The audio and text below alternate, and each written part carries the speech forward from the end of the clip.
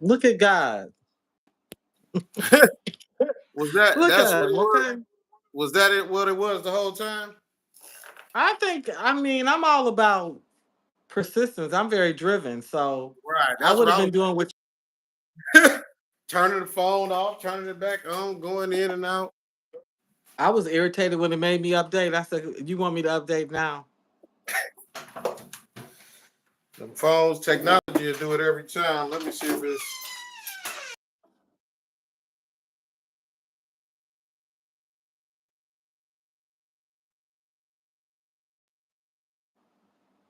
Oh, say host love. Okay. You good. You better leave it alone. You better you know how we what your mama used to say? Set your down. Right. Okay. I wouldn't even go get a snack.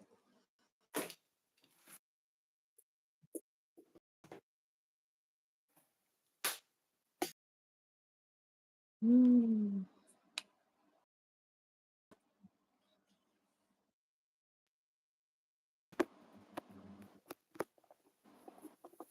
I love meeting new friends. Oh no, so that's something coming through on my TikTok. You got it. You on TikTok too? No. I mean I could see, messages coming through. Okay. Um, it's gonna be recorded, so Okay. even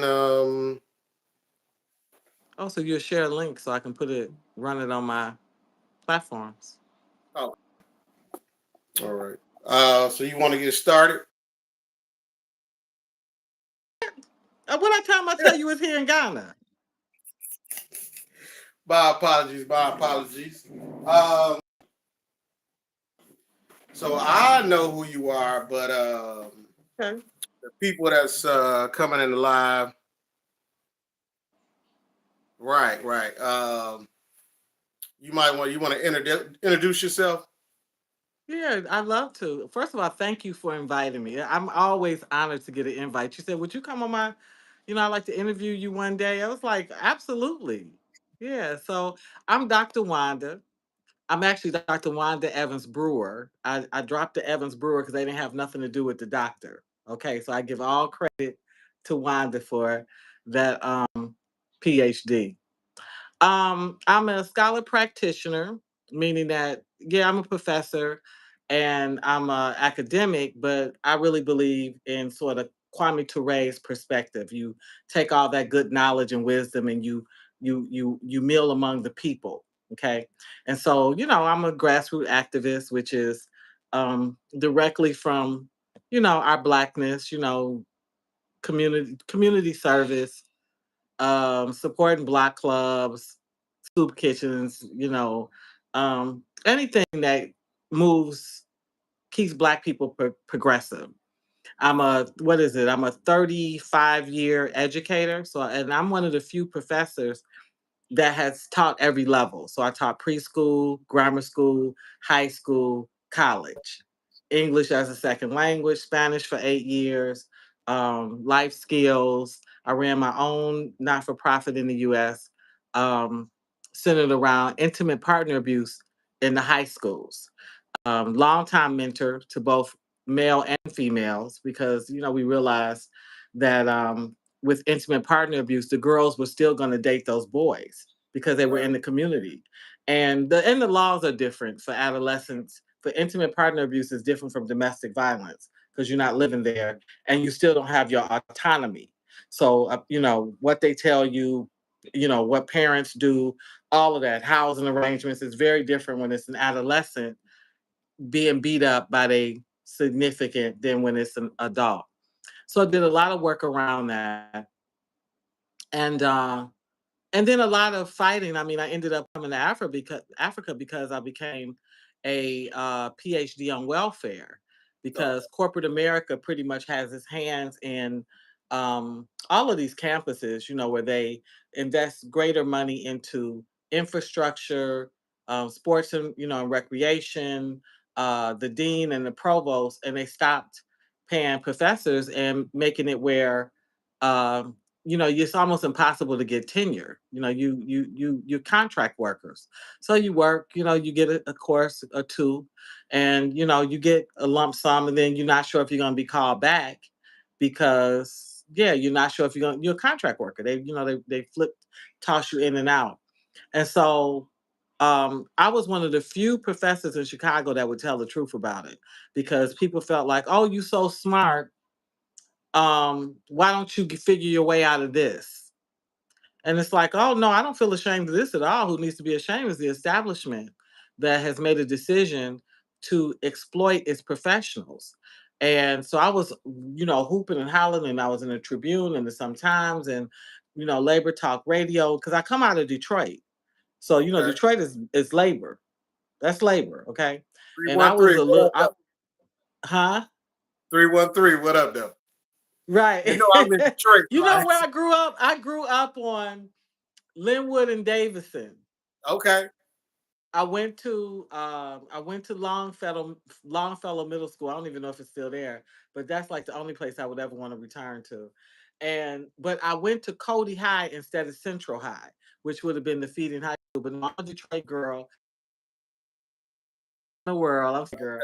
But I Okay. ended up moving to Chicago when I went to college, and I just started a life there and stayed there. Yeah. Got you. So I am a true educator. I've taught a little bit of everything. Mhm. What's that? And I see you still teaching in Ghana now. Well, yeah, in Ghana. Okay, here's the thing. I'm not be a teacher.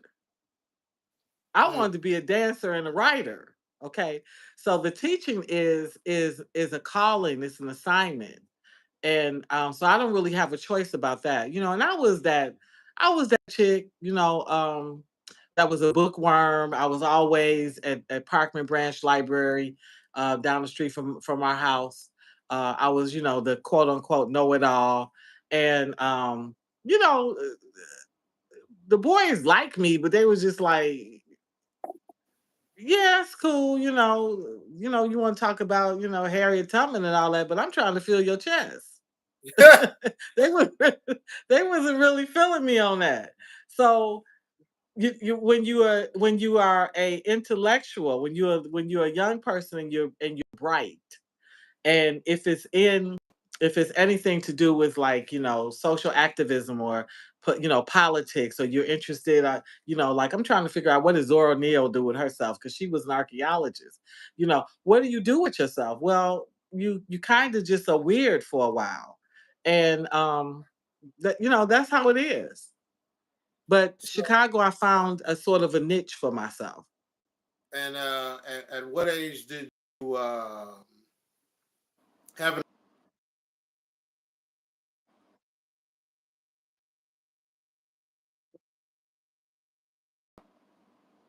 or the continent come into play? The continent came into play after I transitioned out of teaching high school. I taught over at a school called Orr High School in Chicago, one of the toughest, schools supposedly. It really isn't. It is and it isn't. Okay. At the end of the day, with all the problems, drugs and pregnancy and all this stuff, you really teaching children. You're teaching children who, you know, um, parents have fallen short, community has fallen short, but it's still a kid in front of you. And when you figure that out, then you adjust yourself. But yeah, I taught there many years, and they were constantly restructuring that school. So I taught there, 11 years, and they restructured it four times in 11 years. They brought four different models in. The mayor kept experimenting with that school. And so I got to a time I said, we got to that last restructuring where they brought in this model called transformation, and they were recruiting people from even other states, and everything is white. The education is made up of about 70, 75%, even probably higher now, white women. And they were bringing them in, into the school, and what they do is, a lot of petty, honey, calm down, young man.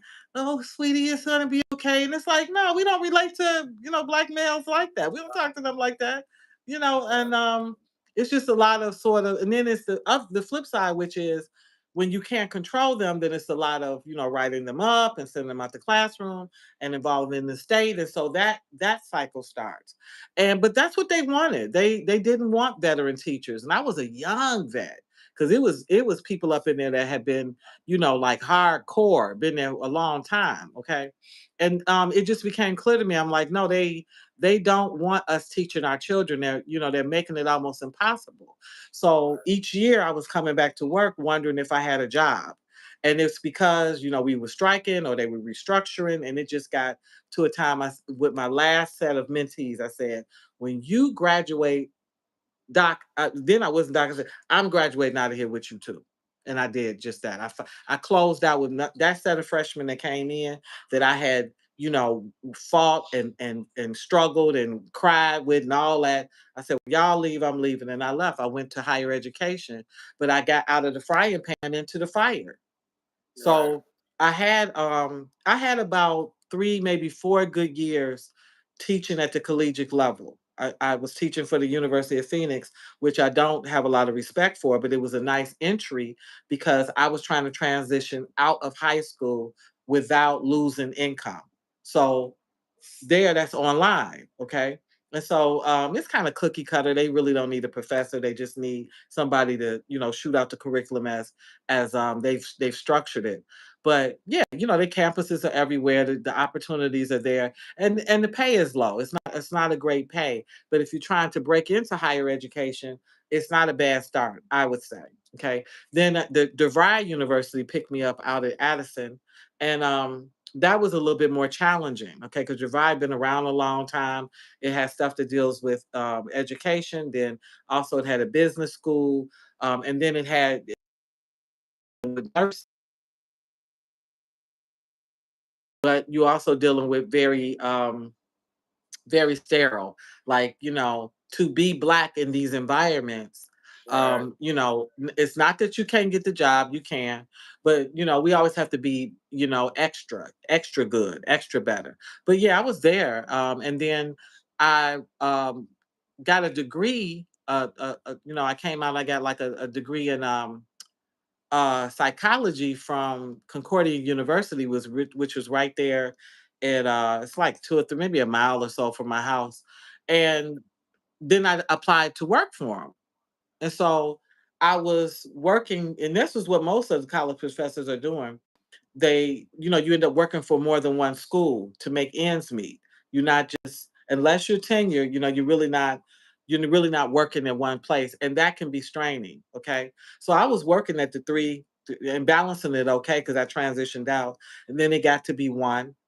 It got to be two, then it got to be one, and then it got to be none because they pick you up and they put you down as they please. And when COVID came in, that was the opportunity for many jobs. It wasn't just standard jobs for them to downsize people out to all of a sudden they couldn't find work. Then they came up with all these extra rules. You got to do this, you got to do that, and so yeah, I was already in Africa by then because I was teaching Concordia online. And then I made a decision. I said, "Oh, is that what y'all on? Y'all don't know me. You don't know me. No." So, So I and it was decided to stay. Hmm. okay. Now that you were already in Africa, doing online or Yeah, I listen.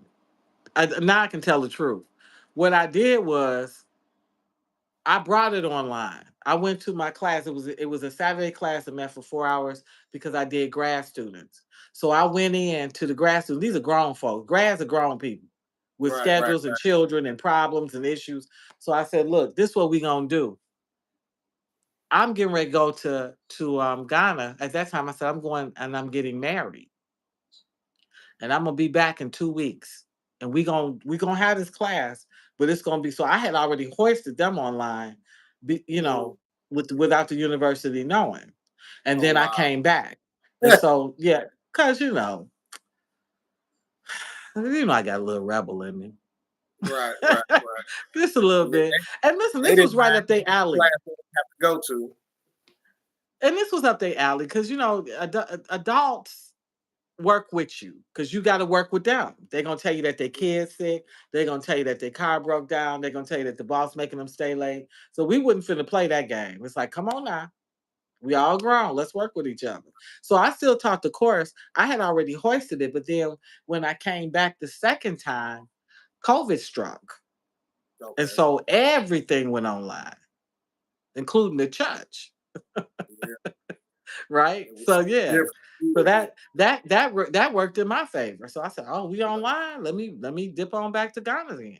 And it worked fine until they phased it out. They said, "No, we're going to cut out this and cut out that." And so they downsized me out. I'm actually still technically not even out. They just don't offer me classes. Mm. And so I know what made you choose Ghana? I didn't. Where my assets are, I'm not lying, honey. What happened was me and my daughter's Africa experience started with South Africa. And that happened because I was doing all that fighting about academics, the treatment of professionals, these educators, and being a PhD on welfare. And then I got picked up by a small movie group, movie makers, Okay. Brave New Films, and they asked to do a mini doc. They asked, could they come to Chicago, interview me, follow me around? I said, yeah. Okay. And so that mini doc went out. That's what the title of Professors in Poverty. And Okay. so all these different people, it went on Upworthy, it went on World Star, it went viral in these spaces, and they began to reach out to me. And so all types of people, but the three that stood out was a Nigerian that was living in Canada, a Liberian. He's from a long from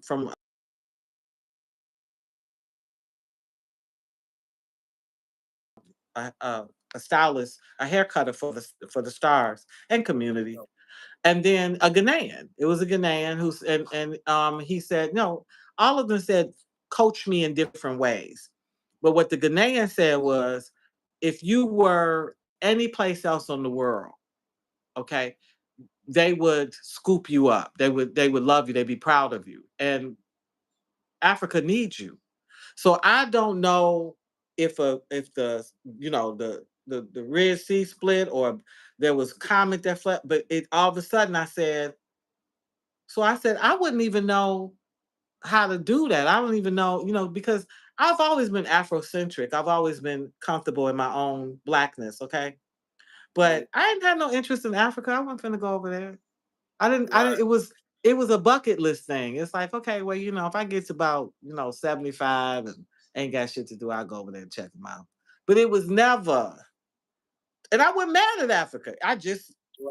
it was, Wasn't and then it he wasn't said that, no. And so it opened up. And so I said, I wouldn't even know where to start. So I was already fighting with the university. Because what they was doing was for every class you taught, they would give you a class. Well, I have a mm, PhD. A PhD is a terminal degree.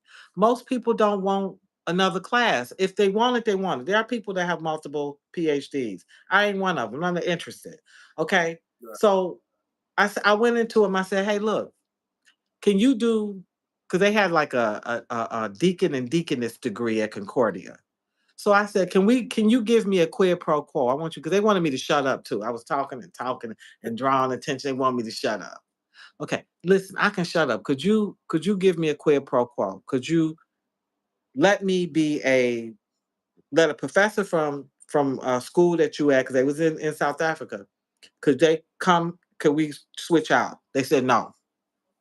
I said, okay, they had a choir that traveled into Africa. I said, can I be a chaperone? No. I said, okay, now I'm gonna start running my damn mouth again because y'all not working with me. So they said, and I said, okay, you allow me, can you sponsor me to go to one of the schools? They said, this is what we can do. We can, we have two places we're at. We're in South Africa, we're in Uganda. We can get you housing and we'll pay for your food, but we won't pay for your ticket. And they was confident I wouldn't come up on that ticket money because they know they wouldn't give me enough classes. So I was scared of Uganda because I still remember the images that came across TV with Idi Amin when I was in like third or fourth grade. So I had an opinion of Uganda based off of media from childhood. But South Okay. Africa was familiar to me, the movie Serafina, Nelson Mandela, Bishop Desmond Tutu, Paul Simon going and doing the album, with that amazing set of singers. I can't think of their names now. There was a poet that traveled out there, Dennis Brutus, that came to Wayne State University and performed. Like I had enough reference that I said, okay, I knew of Winnie Mandela, these type of things, Stephen Binko. I said, okay, let's do South Africa. That's how I end up in South Africa. And they did give me that quid pro quo. And I did go, and it was a really, really, really, really, really good experience. I spent months living amongst the Zulu. And that was my first time doing a GoFundMe. My son broke it down to me. He said, "Look, you can't do a GoFundMe every week, Ma. That's not how it works. So go in for the kill. Whatever you want to ask for, if it's 5,000, 10,000, whatever you asking for, ask for it. Because after that, the next year, they don't want to see you. They don't want to see your name talking about no GoFundMe." And he's right. And I see people exploit it now, but in general, and you also see where they don't have nothing on their GoFundMe too. But yeah, I had to GoFundMe. I did I drove Uber and Lyft. I did a little bit of like babysitting. I did whatever. I hustled.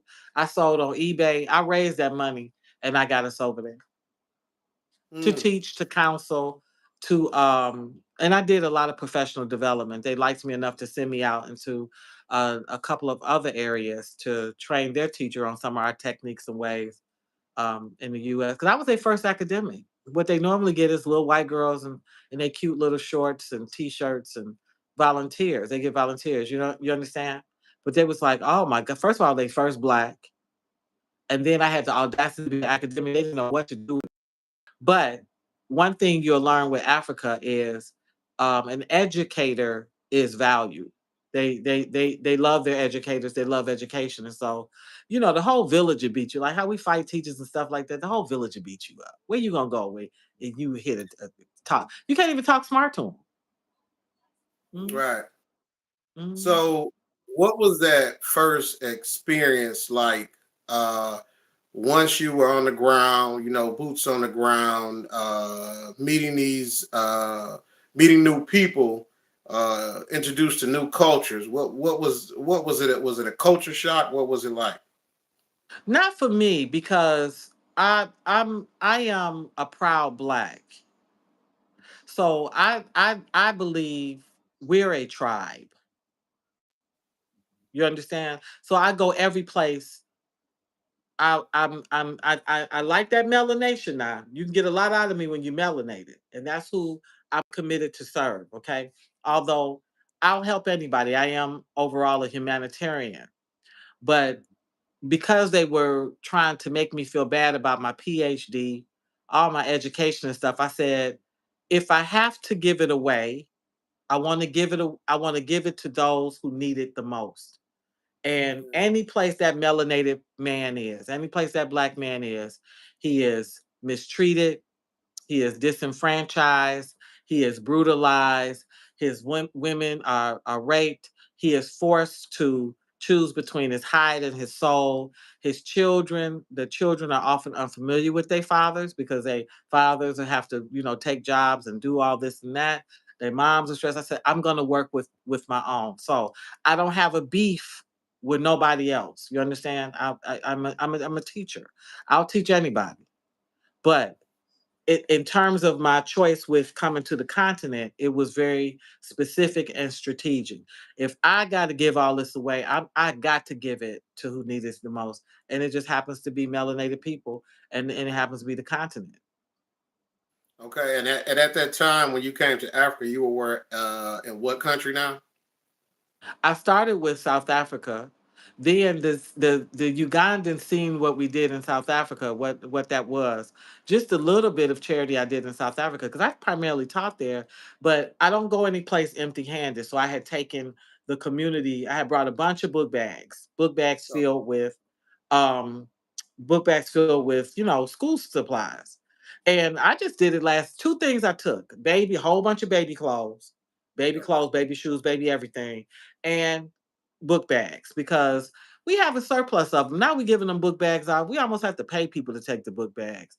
End of the school year, the kids have left their book bags in the lockers. All the communities do it. You know what I'm saying? We have Walgreens, CVS, all this stuff. We can get this stuff. It's at our fingertips. And so we Right. kind of sometimes overdoing it, and Mhm. people come and take the bag, don't even need the bag. But Right. so Yeah. there were people that had surplus and they gave it to me. And I was happy to pack my suitcases with it. And so that was the first philanthropy there. And it was huge for them. It was huge for them. So um just people seeing the images. I've always used Facebook as my um business card, as my online portfolio, as my press release. Okay, and it's a way to assemble people in all the different spaces. They can come together. So if you got a friend that's in France, if you got one that's in Ireland, wherever they at, you can all come together on Facebook. No Right. problem, True. right? So it's easier now. And then we had more limitations. All these other social media spaces didn't exist. They have evolved over time. Um, but no, then it was Uganda. I spent 90 days in Uganda, and that was a whole different other type of teaching and learning because then I structured a learning for myself, which was that space had a special needs school, Mm. and these are physically well, it was cognitively delayed, but it also was people with physical disabilities. And Africa in general has has a backward attitude toward that group. They Okay. see them as curses. They see them as throwaways. They often tie them up in homes, um, abandon them. Sometimes they get a little bit of street justice. Because some of the behaviors look like witchcraft to them. It looks like I'm saying it looks like it's paranormal. They don't like it. They don't Right. understand it, so they don't like it. So it can be something as simple as, me and your wife get into an argument while she pregnant. Hmm. And I call her a bunch of names and say a bunch of stuff that, yeah, and that baby you got in your belly, blah blah blah. And if something happens with it, that baby ain't right when it's born. Who you think caused it? Right. Me. And then Okay. that's considered witchcraft. Yeah. Yeah, so it's that. So, but in terms of my education experience and my teaching experience, that's my least favorite population. And so I was very honest with them. They wanted me to come and serve, and I said, "Listen, I can come and serve, no problem, and I'm happy to bring resource and all that. But let me tell you the truth now. That drooling, I make my stomach sick. Some of them, the disabilities make me cry. You understand? You got this leg twisted like this, and then the eyeball is over here. And I mean, because what happens in vitro gets real. You understand? Right. And you have to be prepared. You have to be honest with yourself. Now, don't go lying to people and making out like you can. I'm not. I can't. So I said, okay. And then that boo booing, like it's just. I said, because they asked me to be an ambassador. I said I can be an ambassador, but I cannot be a teacher. I can bring Right. resource. I can advocate. I don't want them hit. I don't want them hurt. But that's my limitation. And so if you could take me on those terms, they said we'll take you. And so I did a lot for the school. I mean, I put the school on the map. I got really good resources and connections for them. But I end up leaving the school. I end up stopping being the ambassador because the the the headship there wasn't paying those teachers regularly. And you'll run Oh, into that in Africa too, where you have people that have work jobs where they don't get paid for 2 and 3 months. And I just told you I came out of Detroit. Detroit is labor. We got, we don't play that.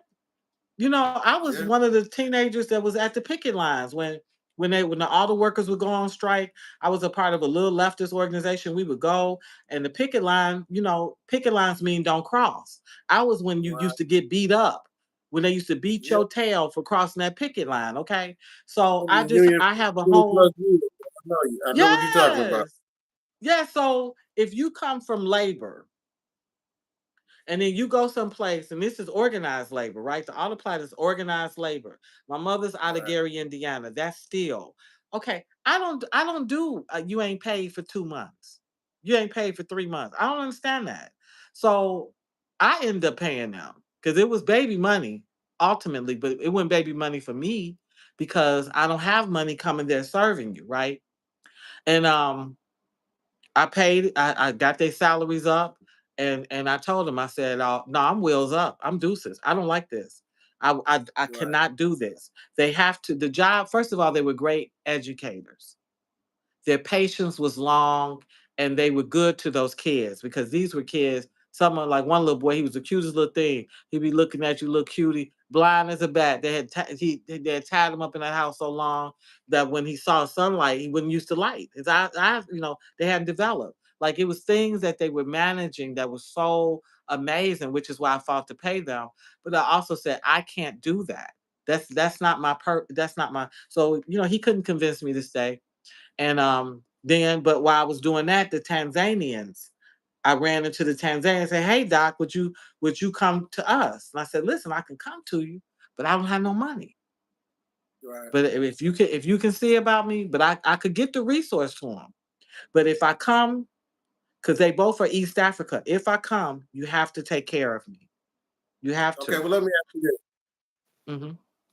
where did you learn the skill of gathering and pulling people together and being able to get the resources or reaching out? That's not something that everybody has, because I see a lot of people that want to do things for certain causes, You but so it takes you so sweet. it You takes a admit it's certain a skill. huh? That You that's so that's sweet. You admit it's a skill. where did you already have this skill, or were you already using it while you were in America or Chicago, or did it start once you got on the continent? Some people just good people. They've been loaning people lunch money when they was kids. They broke off a piece of they Twinkie and let you have. Walked with you in the dark. I just have a long history of being a good friend. Like Mm, being. I don't like bullies.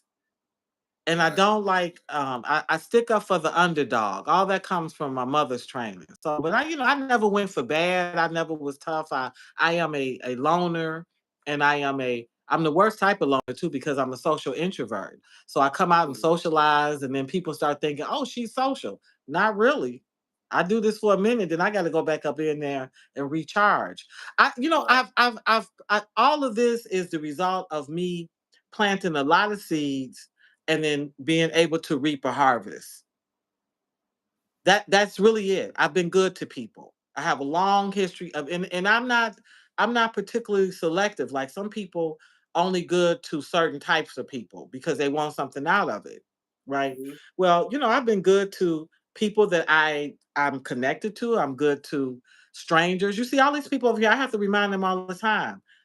I don't know y'all. I don't have no commitment to no tribe. Right. You Right. understand? You don't, okay, you Ashanti, you Guy, you Airway. I don't care. That ain't I gonna do you no only good. It doesn't. And listen, and I don't want to be you. I don't you ain't got to give me your little outfit. You ain't got to give me your name. You don't have to do none of that. My mama named me. Okay. I'm good. What I am is a servant leader because the Mm, father made me one. And so I amen. just follow what he tells me to do because I have to remind them sometimes, like, yeah, I have good experiences with you all, but you ain't my favorite people. Do you understand? There's some people that like, we cornbread and neck bones and we talking smack and we cracking jokes about, you understand? Like, that's my You favorite you people. have to But yeah, because and if I had to advise people, stop coming over here acting. Stop coming. You're not. mm, We are our own tribe. We were never meant to be uh copycat Africans. A sister over here used that term, and I borrow it from her with pride. We're not copycat Africans. We African by descent. We're just not mm, continental Africans. We were not born on the continent. Okay. And listen, they hold that against us. You're not born on the continent. You don't speak no authentic continental language. You don't you had no rights of passage. Show didn't. Show lane. Cause you sold us and they stole us. That's the Right. and I'm not finna apologize for a crime I didn't commit. I'm not apologizing for that. I don't. I don't speak none of it. No. So no, I just stay the skill is staying yourself and staying true to whatever it is you're supposed to be doing. And that's why. So when I ask you for shoes, if I say, oh, these little boys need some shoes, the little soccer team here, I like them. Everybody know if they give me them shoes, they going to them little boys. Yeah. If whatever I ask for, everybody know I don't steal. I don't pick off donations. Girl, we gonna take these in the back. Shit, these Jordans, we keeping these. It don't bother me. It doesn't. It doesn't bother. I do hold and divvy out appropriately. So I don't get no barrel Mm. of nothing and just give it out. You understand? I hold based off of need, based off of behavior. Because some people, you give them something, they tear it up. We don't do that in the U.S. So why are you doing something that when you see how responsible people are, you see their character, are these people, coveting things? Are these people like, it makes it, where is there greater need over here? This should you get what I'm saying? So no, Exactly. it's all citizenship stuff. I never had a problem with citizenship. If I'm your friend, I'm your friend. If I ain't your friend, I ain't your friend. And that has carried me a long way. So the resources I get is because behind the scenes, I done helped a lot of people. I done set up and listened to some crap and got myself, you understand? I done let people be in Mhm. my house. I done picked them up and I done dropped them off. I've done all that. The only thing I would never do, and I used to tell my students that, and I told my children, I'm not coming to jail. Everything I have to give you is on this side. So if you go up in there, you better have somebody that you can call. It won't be me. I've had it Right. tested. When that number come in, this is Cook County. Click. Why did you keep hanging up? What did I tell you? I Right. don't have nothing to offer you on that side. I've had people ask me, would I be willing to go in and even do jail ministry? No. My gifts are for this side. This side. I am into life. Okay. I came here to give you light and life, to bring to energize. Let's lift this up. All that you over there, if it's not civil rights, you will not hear from me. It better be civil Uh, rights. and then Mhm. if you go into that, that's a whole nother ball game. Um, so from entering in Tanzania, how was that experience? Oh, Tanzania is where my assets are. Tanzania is, I lay over here in Ghana and dream of Tanzania. Mm. The Tanzanians are first of all, East Africans are a more hospitable group. They're way more hospitable. Now listen, let's let's just be honest. Nobody want us. I don't care how many Mm. times they call us back. It's a market employee. This at the other. They really don't want us. Not in that way. Okay, And because we're tell me why you. always wondering. Mhm. We're always wondering what did we look like? Where did we live? What was our language? What was we farming? They're not wondering, they know.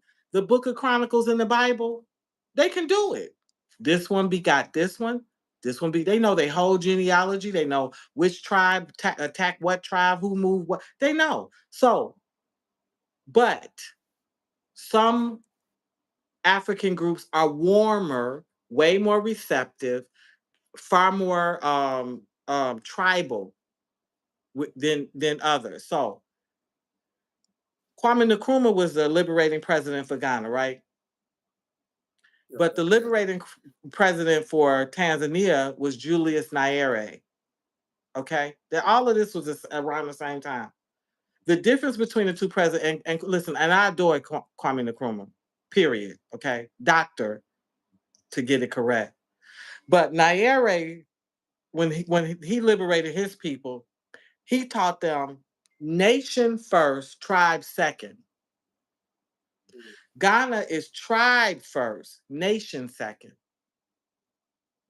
So when you go to Tanzania, they more talking. They all Tanzanians. They don't really break down. They don't really act like that with each other. Where they'll be mixed. You won't even know what tribe they in because they just brethren. Do you understand? Right. And so at some point, and that's kind of true for Uganda too. At some point, you kind of get accepted in as just uh, I won't. They just accept you in as family, as a type of family, depending on people. So they just were warm and they loved me first. So I did a lot for them. I loved on them. Loved me so much. I asked them. I said, "Listen, how much for my birthday? I was having a coming of age. I said, how much for some land?" And they said, "Well, doctor, that's going through the government, and then there's family, and you're family." I said, "So what that mean? That mean we're gonna negotiate it for you. We're gonna take care of that for you." And so at that time, again, I didn't have much money, and I'm gonna tell this truth. I never tell this publicly, but I'll tell it now. So I sold my link because they told me that they could get me just under 2 acres for $450 US, and I When ain't you say have your it. link, when you say your I link, sold my EBT, my EBT. I sold it okay, okay, that month to come up with the money. Okay. mm, okay. I'm yeah, Do what you got. I'm a Do hundred. what you got I ain't to on do. it no more. I ain't on it no more, so it really don't matter now. I can tell it. Right, right, Yeah, I right. sold my link and I sent them that young money and I got my land. And so everything else was at different times me sending money for building. But but they took good care of me. But I had served them heavily, so much so that they finally said, and I had never met none of them in person, and they said, "Doctor, don't send anything else. We want to meet the person that would care about us this much." And that's when I said, "Listen, I ain't got no money." So at the time that you were taking care of business, you weren't in Tanzania. I hadn't even been, and I was serving Where, them. okay, and where were you at this time? Chicago, Maywood, looking So, silly, so, so, working and not working. so from all the way from Chicago, Mhm. you were putting in work on the continent. Yes, that I was putting in work. I think about it And now, and I'm just like, because it's the same difference if I was, okay, Paul, if you go to France and you my best friend, and you say, "Man, mhm, I'm hurting over here." I say, "Well, I can get this and that for you," and I just go every week, every month, and ship you something. right, It would no different. Do you understand? I get what you're I saying. just had to hustle. I had to figure out how I was going to ship it. So I built them into my budget. Okay, gotcha. I shipped them books. I shipped them equipment. I said, "Listen, I ain't got no money. I didn't send no money, but I sent them things they never saw in their life because I've been a long time educator. So I made a call out to educators. Hey, well, you got that surplus. They got that junk you're gonna put in the, you're gonna throw that stuff in the dumpster, all that stuff. Right now in your house, right now, you got stuff Yeah, that you ain't using. You got extra shoes, extra shirts. right. You got some old equipment. You understand that you like it ain't nothing wrong with it. You ain't using it, but for them, it's an upgrade. So I asked for that stuff. All I had to do was worry about shipping it, and I would figure out different ways through a hustle, to come up with it. So that's how So they how? why they worked. They gave me a good deal on land. So the how can I say this? Your discernment was that you felt everything because they always tell you don't send no money to buy no land. Don't do this. Don't do that. But at the Listen, time, I was a baby. I didn't know nothing about that. I didn't okay, know nothing about that. This you had was you had no worries, I didn't have worries because I didn't know to worry. right? Okay, I learned later on. But listen, East now all of it is muddy. Now all of it's muddy. In terms of money. I don't Mm, advise it, but I wouldn't count it out. Yeah. you need great discernment because some see there's begging and then there's a need. There's Yeah. begging now. Can't nobody out beg West Africans. They beg more often, and I say that with the greatest respect, and I say it with the receipts to prove it. They beg a lot, Mhm. okay, and a lot of is what Judge Mathis talked about, dry begging. Mhm. Paul, yeah, Gia, she ain't feeling good, and I ain't, she been down for a few days. You just like, well, damn, why, Doc, I haven't talked to you. You seen little Gia $20. How much is it for you to go to? You get the game. It's that one.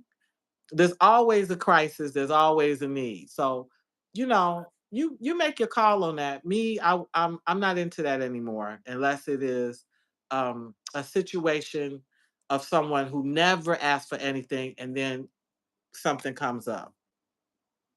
So how long were you in the States before you went to Tanzania? Was that the Well, first place you no. Here's Doc. I went back and forth on the continent 8 times over 5 years before I settled. Because what people are doing now, and it's part of the reason they're getting in trouble, is that they're coming, oh, I had a great time. I felt like I was at home. I met my family. I feel so accepted. I felt like I was. You laughing, uh, so you make it. uh, hey, I'm gonna the, be at 100. I've been to Tanzania, right? okay. And me and the wife went, and it was a lot of things that were offsetting, a lot of things that we weren't used to or ready for. Yeah. From the airport all the way. Did I enjoy myself? Yes, but hmm it was like we was there trying to figure out who they were staring at. Was they staring at me You because I'm fat? Was they staring at her because she light skinned and straight hair? We couldn't figure it out. well, both of y'all hold value. Fat man is valued. That means he eats. He's you Oh, I you mean are you are that you are royal, honey.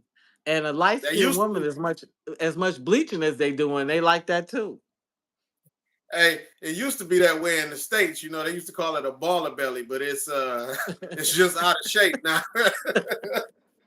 So no, I understand Well, because when I went to Ghana, um, it was a different feeling. And I just felt like you say, I went through the whole spiel, but I know until you mm, actually live there or spend maybe what you say, a month or more and really get the feel, you don't know. it ain't no daggone mine. It's What is just like you and your wife. mm, That honeymoon has to leave. yeah, that's true. Okay? And then you That's like, true. damn, she done took off that wig again.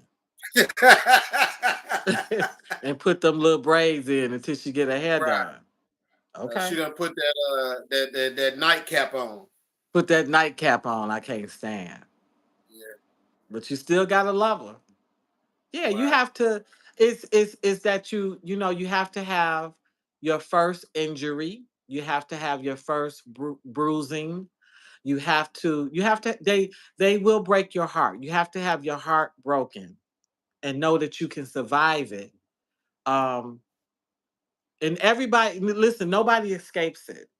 It's just some people tell the truth and others leave with their tail behind. You understand it? I'm not going back to or they bash the country. Ghana's da, da, da, da. Okay, but you gotta have it. When your mama Okay. sent you to Okay. school, she Just sent give you to me school knowing somebody was gonna fight you one day, right? right. Yeah, okay, give Okay. me give me like five of some of the bruises or some of the things that you've seen people uh it happen to people and they either don't bounce back from it or it's just something that affects them because I know when you get there your heart if you're a giving person to do something. So one day I saw some little boys. They had a cutters, the machetes, the cutters, Mhm. and they wanted some work. I said, "Well, Mr. Lynn needs some stuff cut down over there. Y'all going to cut that down and I pay y'all. Okay. For the next 3 days, more and more little boys came by asking for work. And it was like That's almost like I was being that's how you harassed. saw it. That's how Yeah, you yeah. saw it. You saw it as asking for work. Right, They saw it as survival. There's an abroni over there that got some money and he passing it out. right. Okay. Yeah. That was coming. So oh no, they listen, if I give out a dial, they call them chobies. If I give out a chobi, my senior sister didn't get one. My little brother didn't get one. My junior brother didn't get one. If I from one dial, that gate will be there'll be a line of them because you're talking about poverty on steroids.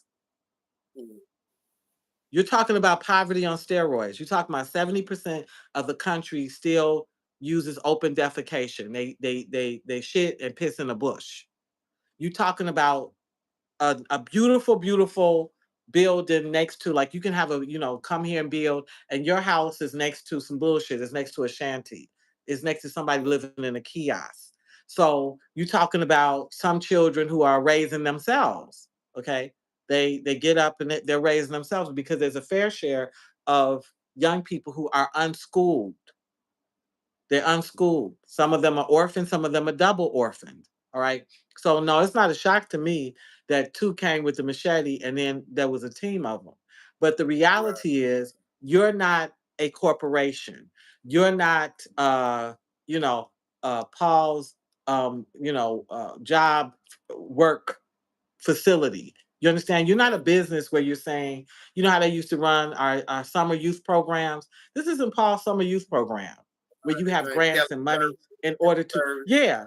And so the thing about them is like when you start that, they expect you to maintain it because they come in those numbers. And oftentimes they get mad at you when you can't. Like they get disappointed with you when you can't maintain it. Now you didn't do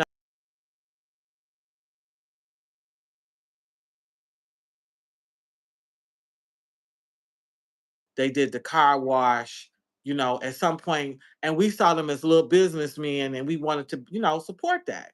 Okay. But I just want you to understand that there's a parasitic, greedy energy in the country that often Okay, erodes their moral fiber. Do you understand? That you have to make up your mind what you want to involve yourself with in terms of divvying out your money and what you won't divvy it out for because you walk yourself into sort of like you could just get yourself between a rock and a hard place being too kind. You need boundaries with them. You need boundaries. right.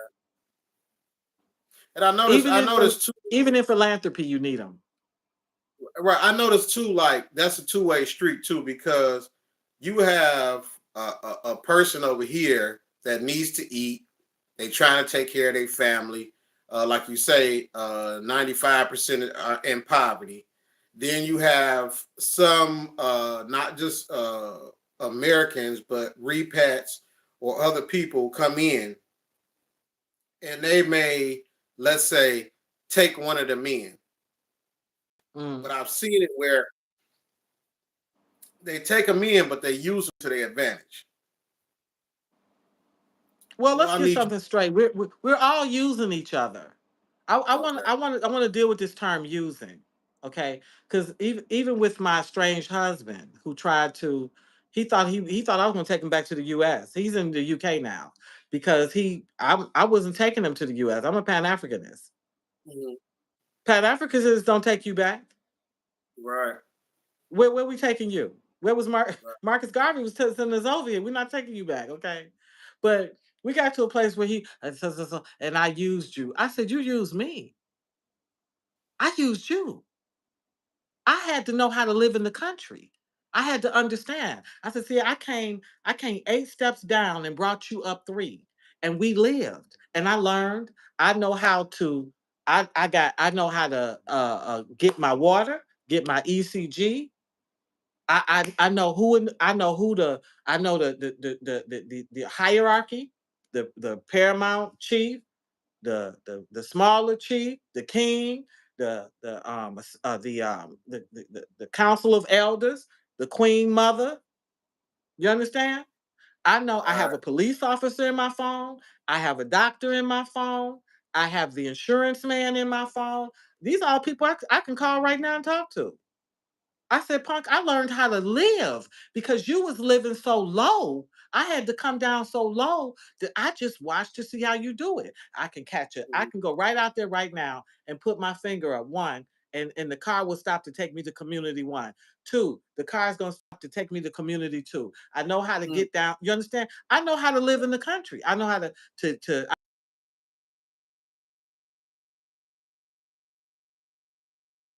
CDs per seat. When they pick you up for the cab, I know the difference between the Uber and the cab. Okay. So if I want to save my money, I can cash the car. I know how to use the Trotro. I know how to use VIP. You know, when I want to do the go to Kamasi or go for the longer ride, I said, Punk, I used you. I had a plan for myself. And my Right. plan was to because I'm not digmatized. I didn't come over here for that. We Right. happened to get married, and I'm a woman, you a whole man, and we hooked up. Okay. That's the birds and the bees. That's how God designed it. But in terms of what type of woman you got a strategist. Right. I already had whether I had already had a big fight with my son. He said he ain't like none of this Africa stuff. He said, "Tell me how you gonna live on the continent and take care of my sister and don't bring up no man. Do not bring up no man to me." And so I had tried different projects, a chicken project, a gold project. I tried a couple, like maybe four things. I opened up a cafe at one point. My biggest success has been Wonderland's Naturals because it's online and it cuts out the middleman. I got a juice. You understand it's FDA approved, but pretty much he got my head straight. Don't you send her nothing like that. Don't you send you better know how you gonna and that has been my mindset. So everything for me was learning. So I didn't want to live in East Lagoon or a gated community. I like community. I want it where if I fall down, two, three, four kids come. And you understand? I want when I if I don't come out this apartment, they come knock at the door. Doctor, they talk at the screen. Doctor, uh Coco, they do make that little sound. Coco, Coco, that's the sound they make when they're trying to get your attention, okay? I need that. Because I'm a foreigner with a girl child in this nation. So it's no different than if I left Chicago. I would not leave Chicago and go to New York and not know how to live there. And how you learn how to live there is finding out the people that's been living there and they tell you how it works, right? You don't walk down that street. Don't never be caught on that block late at night. Don't eat nothing out of there. Nothing. Okay. This hospital is safe. This hospital ain't safe. That precinct done killed three niggas. This one ain't killed nobody. They friendly. We got a friend. You understand? That's how it worked. I said, no, sir. You didn't use me. I used you. It was a fair exchange. Ain't no robbery. No You rock. just mad that I had a plan for myself. We're not coming here with a plan for ourselves. We're just coming here because many of us are coming here. We're not understanding the economy. The poverty line is at $6,000. The minimum wage is $1.99 a day. A Mm. day. So you talking about these little boys with that machete? Minimum. Now we over there talking about some $15 an hour. They at less than $2 a day. Right now the dollar is what, 1 to 16, 1 to 17. Do you get it? Okay. And when you're meeting professional people, because sometimes they dog us, they say, "Oh, when you're getting into these relationship problems, it's because you didn't pick greater people." Okay. The a doctor here will be making 5,000 Ghana a month. 6,000 Ghana a month. Okay. Man, that's like 500, $600. Mhm. You a doctor, MD. The average right, school teacher, 350 Ghana a month. Okay. That's like about 40, $50, $60 a month. They live on impossible wages. So that's part of why they mistreat us. That's why they want us here, because we do bring revenue. You understand? We spending, we pulling out, we going to ATMs and pulling out large wads of money. Some shit we don't even do in the inner cities. It's all stuff that we know better than. You know better than that. We talking right. in front of them, yeah, because I got this car, I got a boat at home, I got two bikes, I got a motorcycle, and they like, wow, he rich. Right. We talking too And much. they count your pockets. Oh, they big pocket watchers. They big pocket watchers. And they expect to be paid for everything that they help you with. So, if they help you carry something, they expecting a little something. If they give you information, they expecting a little something. You get what I'm saying? Like, come on, man. Somebody put out here 5K is less. No, I didn't say 5K. Five GHC is 5,000 Ghana.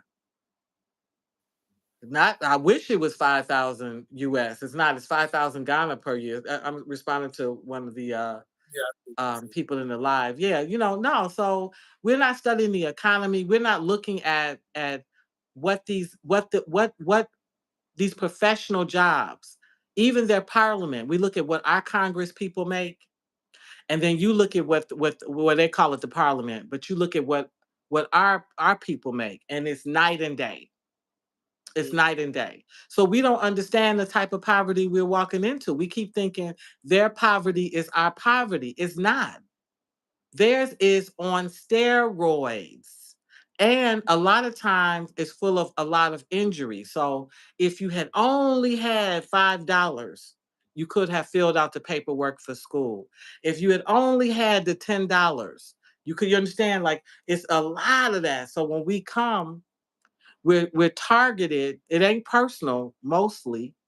We're targeted because we look like new money. 'Cause but I never felt it as intensely as I felt it here in Ghana. Because Ghana, the Ghanaians, West Africans in general, if in Chicago, what we have is more Nigerians. You get a very much a way more upbeat, hustler, fast paced energy. And so what we keep confusing is, and I just want to speak, I want to be free to speak, okay? Because I normally don't speak like this, but there's no other way for me to say it. We're used to like niggerism. So Mhm. we can say, oh, that's a thug. He talk like that, this, that, the other. We know what the nigga on. Or we used to pimp mentality, the whole Dolomite, yeah, well, I got these, she better have my trap money, these hoes, these. Well, what happens when people say, good morning, how are you? God bless you. How's your family? That's good. You understand? They talk. This is a very polite culture, but the game is the game anyway. So yes, you're gonna get beautiful greetings and salutations. They're gonna ask. So They're gonna. I'm yeah, just sweet checking days on and you. good times.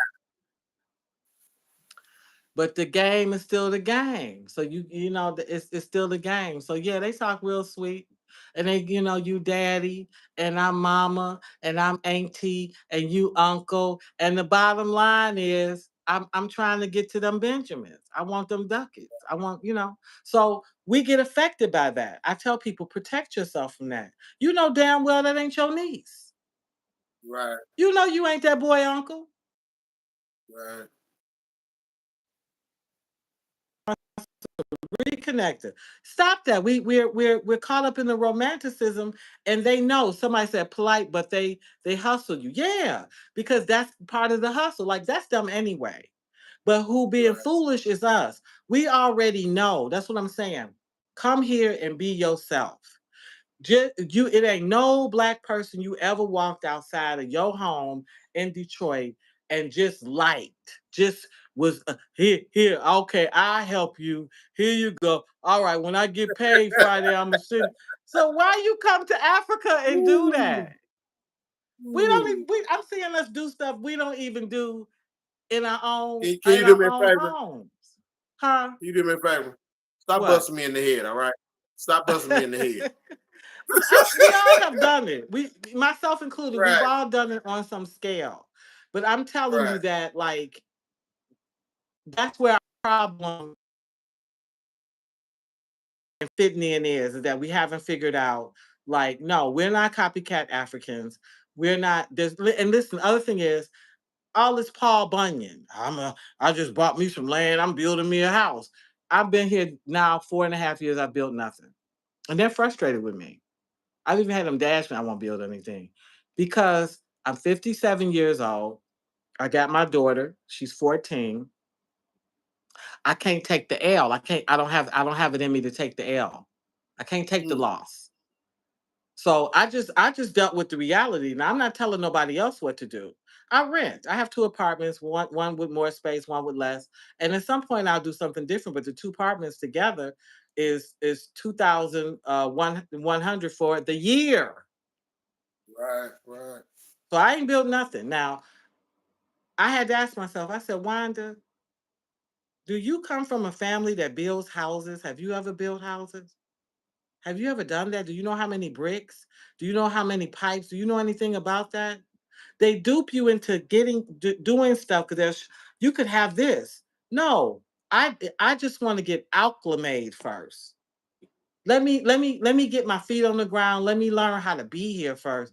Then we'll start all that building. And at some point, I imagine I will build. And I have a house in Tanzania. I have a traditional roundhouse there, but they wouldn't put no pressure on me to build. Here they put pressure on you to build, but the process is complicated. Mhm. Okay, because the chiefs have to agree that land can be sold. You have to check those indentures, and they need to run through the land commission. And even with that land commission, it can still they still play. Okay, and oftentimes, you can only get a 55-year lease or 99. Most times, I'm 57, so 55. What? If you married to a Ghanaian, I'm married to a Ghanaian, even though we're estranged, and I really consider they don't have a stepchild system. So the bloodline dominates. Gia can't get nothing. Gia can't get that. We're Mm, not even reading these people's laws. We're not reading their laws. She can never get that. Then when your mm. 55 years are up, you have to go and go for another set of 55 years. Okay. Who gonna do that? Your son, your niece, your nephew? Like if the Africa gang ain't over here, and then you got to remember to do it. Like some of it is they bank on you not knowing, and Right. they bank on you not looking at legal ease. It only takes a little while to learn. And they teaching this stuff in the school. Gia can come home and teach you some of the stuff herself. My baby can do a workshop on what Mm, they teach in the schools, and it's scary because these women are coming over here. They're getting married. They're working on these visas to get these guys over there. They're trying to build, but the guys are not working on their citizenship to get them. They're not getting them anything. They're not getting them residency. They're not getting them citizenship. They're not welcoming them into their own home. Okay, I had to tell my husband. I said, why don't you build a house? I said, I'm not getting no African man no house. I'm not giving you no land. That should have been passed down to you. What was you doing that nobody saw fit to give you land? What was you doing? All them do do do do do do do do do do do. That dodo bird stuff happened. It's like, no, this not no good deal. What I'm telling you is, I'm an adult. I'm not a girl, and I'm not right. thirsty. Like we're not slowing down and using all this good street knowledge. Your grandmother told you, don't come back with an empty purse and a wet coochie. We coming back with empty purses and wet coochies. Now the wood is good over here. No disrespect. The wood is good. And the wood is All good. And right. I ain't sampled. I ain't saying I'm telling you why the wood is good. The wood is Right. good because these men are not drunk. They're not high. They're not in jail. So that's already a better sexual partner. Do you understand? Mm. They're healthiest specimen of man. So I get Right. that. And black men are beautiful, period. So we ain't got to debate that. But this was a country grounded on polygamy that the British pushed. They told them to stop doing that, but the mindset is still polygamous. So you coming over here getting this good wood, and you shooting back and doing all this paperwork. But I live here, and I done got tired of it now. They're village wives. If that man has ever had a child with a woman, that's his wife. That's how they see it, because Okay. there's bloodline there. They don't discount their bloodline. We do all that baby mama. Well, that ain't his real. It's just that's it. Okay. And ain't nobody holding themselves. The women think the men hold themselves. Who? There's a brothel right around the corner from me. That's where I had my cafe, and I moved it because of it. I got rid of it. Snatch is going for 30 CDs. 30 the 5 CDs is like 80 Ghana now. Do you understand? That's how real it is. So who holding what? I'm not saying that they frequent the brothel, but I'm saying that should give you an indication. I know in the U.S.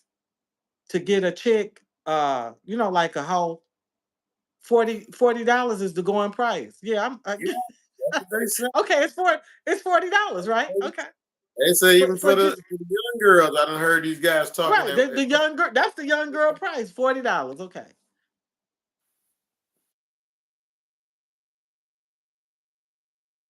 Yeah, like we're not understanding, like we're not asking those questions. What happens social emotionally over here?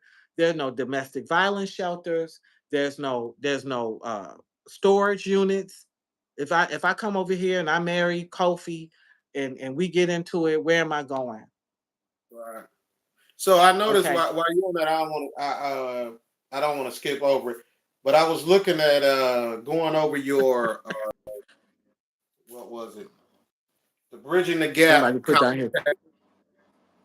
Go ahead. Somebody put down here. 30 Ghana is not even $2 USD. You sure ain't. And somebody else put down here for watch a breakfasts. You got that right. So a lot of the things that you're talking about right now, you also offer bridging the gap consultation that will help anyone move. And you have what information for men and women moving to Ghana It's or just men and women. It's for the wet behind the ears. It's for people that's asking those questions that's in those groups. And we've done a disservice to diasporans. We're not telling them the complete truth. We're not telling them. We're not telling them that Ghanaians are passive aggressives. That no, ain't nobody gonna get in your face and call you no bald head funky hoe. right. But they work with spiritual systems. They will put 3 eggs in a bottle of water outside your door. They are, Mm, you can't get food tampered with. Do you mm, understand? They don't fight how we fight. And we not coming here learning to fight. How do they fight? How do they fight? Some of it is sending a monitor. It's having somebody close to you that you feel comfortable with, and you running your mouth, and that person's there just to monitor. And I say this with, I'm saying this on a live because it's the truth. I'm not lying. Okay. And any of them would tell you a lot of the things that you are saying, when I listen to, I don't know if you remember, it was like a month or two where a lot of stuff was going on in Gambia. And the one lady, she kept coming on. She said, there are people following me. And she they were said, just following like, her. yeah, when I go somewhere, it's a lady and a man, and I see them. And she kept saying, they're trying to poison me. Now, she did the Yes, I, video. I and they did. Forgot to her Yeah, too. yeah. Yeah, they got her. Well, that's something to consider. I mean, it's just it's not that you have to be scared, it's that you need to understand the game. Like you coming over here, you buying land, you got the husband, you wrapped in kente, and then you don't know the minimum wage. You don't know the rules of engagement for your children in school. You don't know what is the protocol when you want to build things. You don't just get to build things. Listen, we have people have their own property and want to fix the road. They want to fix the road outside the home. They fix the road, and then the Ghanaian come and tear it up because that's not your land. And you think like, okay, I'm improving it, so why would you tear it up? Well, can I get off a plane and come into your house and change that artwork that you have on the wall right now? No, but that's how they see it. Do you understand? That's how they see it. So we keep projecting onto them how we think they'll see it. They will like that I'm helping. I had a woman, she got mad at me because she said, I went to the children's school. The school was terrible. I'm going to do something about the school. I said, you can't do nothing about that school. You need to talk to the chief and the elders. You need to talk to them first because you don't get to come in with your educational model and put that on them. You have to have the circle. You got to get in the circle. When you see the king, you got to bring him some schnapps and you got to bring him some money and get down and kneel. And then he asks you why you coming there, and then he pray, and then the land opens up for you. Or you can do it the hard way, which is do this stuff and then they just sabotage you. Mm. They price gouge you. That's what they're going to do, okay? Because there is a protocol, there is a cultural structure, there is a hierarchy, and it makes no earthly sense to us. And you have to control yourself and follow that. And that's very hard for us because we think So go ahead. I'm sorry. no, we think we cool. We think, oh, we I'm that my brother. I'm his. You ain't his damn brother. Because then when you growing up and you in the neighborhood, you learn growing up. We knew who was the crackhead. We knew who was the alcoholic. We knew who was the pervert around the neighborhood. Who was touching kids. Like you say, don't go to that Coney Islands because they food spoiled. Um, when a person says something with a certain tone or look on their face, we know, oh, they not playing, or this is about to happen, or you can sense these things. Mm-hmm. So we've learned from the age of being able to go out and socialize to however we are old now, 49, 50, or whatever, that Mm-hmm. this is the way our community works. So Our so when community. This ain't your community.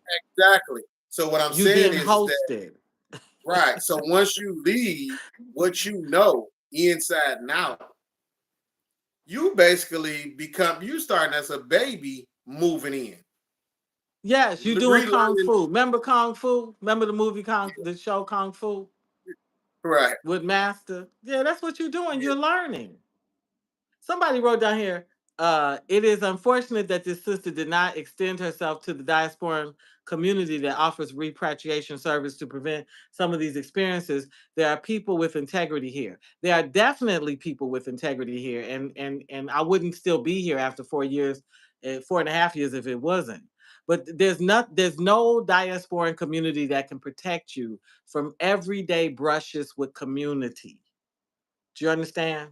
And I if agree. please know that because my first attack, my worst attack came from my own spouse. What could that community do with that?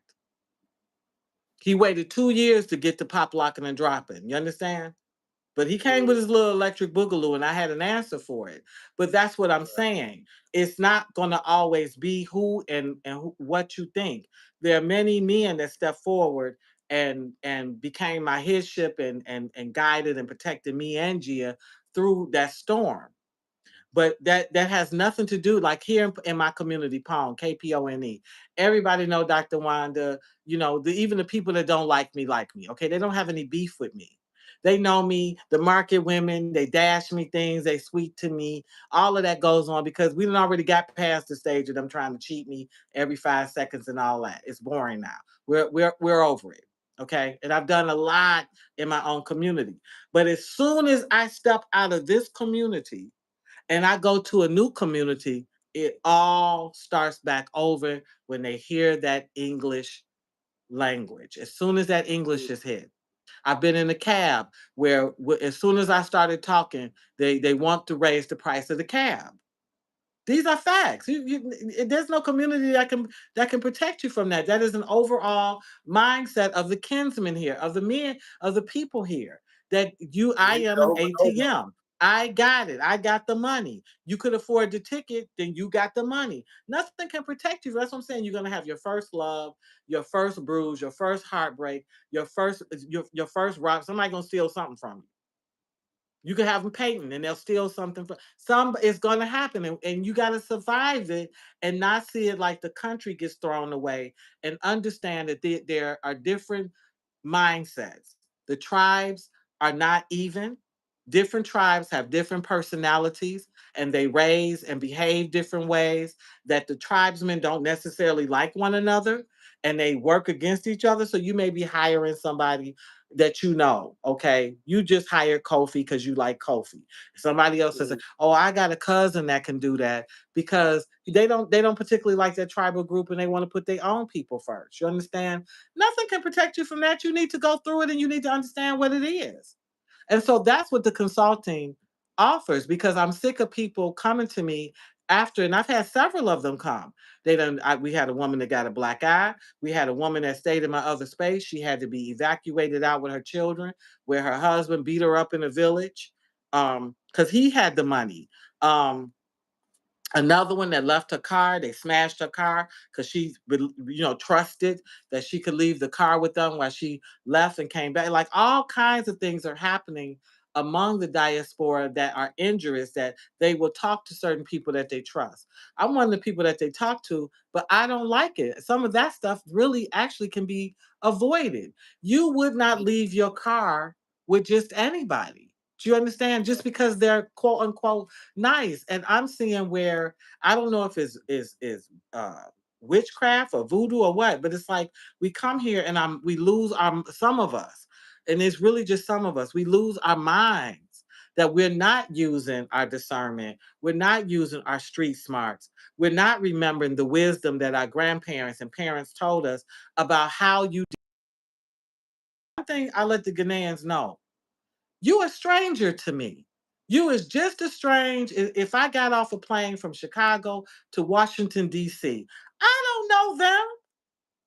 I don't know them. I think what When it I is went to too is that California, I didn't know them and I treated them. I show you right. respect. How you doing? Good morning. That's good. But all that laxed, going in my purse, pulling out my debit card, I didn't do none of that stuff. I didn't do any of that stuff. You gonna tell me how to spend my money, and I'm going along with it, letting use all these all that flattery. I said if these men keep telling you you beautiful, listen, baby, I've been here a long time. The same five boys that like me in junior high are the same five men that like me as an adult woman. Prince never wanted me. Michael Jackson never wanted me. You understand? Now you pulling Prince and Michael Jackson. You know it's Uh, off. You know it's off. And now I'm not a number one stunner. Then I was fit, fine, fabulous. Okay. Now I got a mommy pouch. My tits are long when I don't have the bra on. This is for this ain't this not this is for somebody in love with me. Let's we right, talking. I'm not delusional. This is for right. somebody in love with me. So all that, mama, you this. It's like, boy, bye. I think you told How me is that something the about the men huh? too coming over there getting the women that they wouldn't have a Well, chance with the in the men are United trying to States. be low key. What you call them? Passport Passport, bro. bro. They boring. They get got to, but a lot less. Because they always get. Men always fare better with relationships because it's more transactional for them anyway. You understand? Mm. They trying to lay some pipe and feel something young, feel something with a little more elasticity to it. We get it. Something But strange for no it's change. but it's exploitation. They're not trying to put girls in school. They're not trying to help them start a little business. They're not, you understand? They're not doing any of that. They're not trying to elevate and raise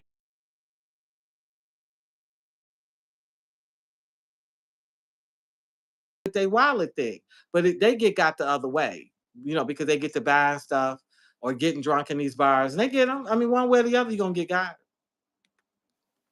until you figure out how to maneuver and mill and move about. And I'm just what I encourage is remember that you come from a people that have survived the Middle Passage, slaveocracy, Reconstruction, integration, civil rights. You understand? They didn't get us until they bombed us, and they bombed us twice. And they finally got us with dumping drugs and guns in our community. So we come for so much to be going back crying about I got scammed. You got scammed. The scam Right. was the 40 acres and the mule. You know about scamming. You've been knowed about scamming. So what do you do? What are you doing differently? We're rushing into too much. We bring in too much romanticism. We copying things that we don't need to copy. They've asked me a couple of times to be queen mother. I'm not gonna be nobody's queen mother. I'm not, because it's queen mother of development. All you can do is develop. I've been developing. I've been Right. developing since I was a kid in Detroit, Chicago. You understand? I come from grassroots. I don't need that. And I'm not putting down nobody. I'm talking about me, Wanda, just me. Right. Plus, nothing is greater than my doctorate. I earned that. I don't want no title where you feel like you can tell me what to do. I got to hop this way, dress this way. No, I left the US because I wanted freedom. These things put more shackles on you in my mindset because I don't come from it. I'll work with a queen mother, but I don't have to be one. I'm somebody's queen mother. I'm Gia's queen mother. That's it. My mother was my queen mother. That's it. That's all. That's where I'm at because that authenticity keeps me safe. They play on the fact that you consider them brethren. They play on the fact that you take in those compliments and you let it go to your head. They play on the fact that they show you the worst situations and have you sad. You've been looking at black people, I mean, dire straits. 96% of DCFS is made up of black children. You ain't gave one dime to them. Now you get to Africa, every orphanage breaks your heart. How? Mm. When? That's a problem for me. That's what I'm saying. That's when you like, that's that voodoo. That's that something. Because you don't have no history of this. Some people do. They come in, they've been serving youth in the States, they brought the same skills over here. Other people that you haven't figured out why you're here. And then I'm gonna tell you what Marcus Garvey says. Some of us are not fit to come. I am so sorry that some of us are suffering from so much trauma. We're so unhealthy. These men are men. Okay, there's certain ways you can talk to them and relate to them and confront them and deal with them. And when you're raising your voice and losing it, and I'm guilty of it, and you're Mm. losing it, the community, not just the man, the community is not going to help you. If you're a woman and you lose and you getting them together, TI is, they'll look at you and not say nothing. And they quietly, because remember I told you they passive aggressive. Mm. Everything, every way you need help, and all of it will not go in your favor. They're talking in their language, they're talking in their mother tongues about you, and it's not flattering. And once they know that about you, they don't like you. They ain't gonna tell you. See, we black. We gonna say it. They're not gonna say it. It's everything Right. ain't gonna go right. You won't have the support, but you in a foreign nation being hosted. This is not your home. You're trying to make it a home away from home, So let and you're me being let me. hosted You've been in Ghana for how long? 4.5 years. The reason I asked that question because you'll have people like the gentleman that made the comment um, earlier about basically going against what you're saying.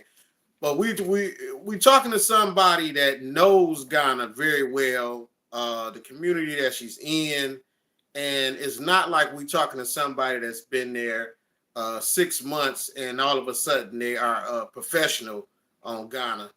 Another thing too is like I definitely understand what you're saying about romanticizing Africa I or did it. romanticizing Ghana, and even when while I'm sitting here and I'm listening to you, my pastor used to say while I'm preaching, if I hit you in the head, just know I wasn't aiming at you, but it hit where it was supposed to hit. And There you you done go. hit me in the head about at least 3 times already. And I think these are things that people need to hear and understand that nothing is going to be perfect. Nothing is going to No, be fantasy. no. You're not about to cross over the rainbow and come on the other end, and life is going to be skipping through daisies. And um, I think we're just trading one style of people and a style of life uh, of how we live for another, but it's just given to you in a different form. So for some of the people that's hearing this, it's hurting their feelings because um, they want to believe in something. They want to believe in that fantasy. They want to stay in that fantasy world. But I would rather somebody tell me the truth. So I'm not walking into no situation blind, and I understand what's really going on. You a pioneer. If you come to Africa, let's come out of Ghana. If you come to Africa, you're coming as a pioneer. So, and that's who needs to be here because you all of this, even if you have someone helping you, Africa is on purpose, is underdeveloped. And you're going to run into stressors that you're not used to. It's slower. We used to fingertips, get this done, boop, bop, bop, bap, beep, boop. They don't do it. And you got to control yourself and manage your stress. It is red tape, it's ways and means. So for example, my ECG box went out, okay? And so they couldn't see, I got to plug this up. They couldn't see, Jibble, give me my charger. They couldn't see the ECG, I still get the light, but they couldn't see they couldn't see the numbers on it. So they cut it Uh, off. Okay. And so what happened? Give me my this charger for this phone. This one, the 15. So they couldn't see the lights on the box. I ain't did nothing wrong. They cut my electric off. And mhm. these houses are not like our houses. They get hot fast. Okay, that's why all of them have ceiling fans, and they built with cracks in them. That's why you get the mosquitoes in because you don't seal them off like we do in the U.S. They don't seal the houses off in the U.S. like that. So I'm in the community. The community love me. They say, "Doctor, don't worry," because I was worried I was gonna burn up. It was after 5. Everything shut down. Well, I was at 1%. God is so good. And they said, "We got you." They called somebody, he climbed the pole, he cut my lights back on. He said, "We'll go to the office Monday." That's ways and means. Ways and means is if you if you're good to them and you're active in your community, if first of all, if you meet your king or your chief, the land will open up for you. Just follow protocol. When they tell you to do these things, you just do them. All of them are not great people. They're not even, but at least you've gone through the protocol to begin the steps of making yourself acceptable, right? And it ain't no different than when we had somebody on the block that sold drugs. Whoever was running that tip, we tried to be cool with him so that our kids could pass and go to school. So, you understand when grandma getting out of No church, they problem. don't shoot on Sundays. You get what I'm Right. saying? It's all No stuff problem. we've done before, but we don't want to do it because we think it ain't supposed to be there. But the truth is, it is there. It's just a different type of gangster. It's That's all it is. I Yeah. go places, I don't talk.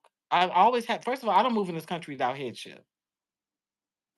There's always a man with me because this country is male centered and they talk to men. Men talk to men. If you standing there with your wife and y'all doing something, they're gonna talk to you. I don't care what she can be talking, but they're gonna still be talking to you. I don't Mm. move without headship. If there's a conflict, it's a man that's gonna settle it. Man get you in there, the man negotiate it. That's how it is. It ain't no woman getting women out of nothing in this country. These men get you out of it. So, yeah, you have to vet them. You need to know who is a trusted steward. The gentleman is absolutely right. There are people here with integrity, but it takes more time to find them because the poverty is on steroids. And when they see you and they hear that accent, they see money. They hear money. And you can never shake it off. So if you accept that about yourself, I know when I'm walking down Linwood and Davison and I get to the corner, if I'm dressed a certain way, they're going to think I'm a whore. So I don't dress that way. Right. But that doesn't change. Do you understand? There's a rule. This is a prostitute's uniform. You don't want them pausing. You don't wear that uniform. But we're stubborn. We want to come. I'm gonna be myself. I'm with my people. I'm with my brother. I fuck the white man.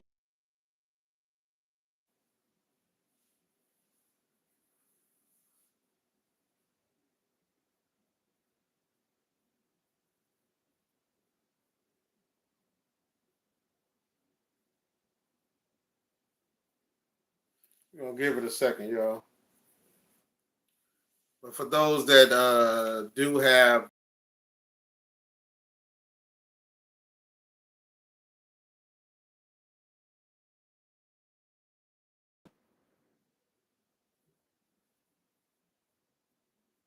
this thing started all the way over.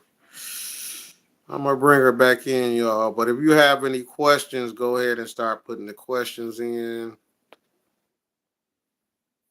I think I gotta wait for her to come back in.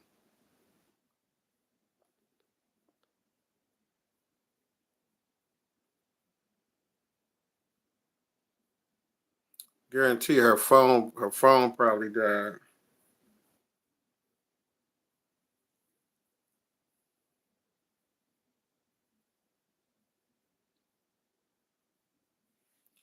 But we definitely have got a lot of good information so far. Dr. Wanda is not playing around with you.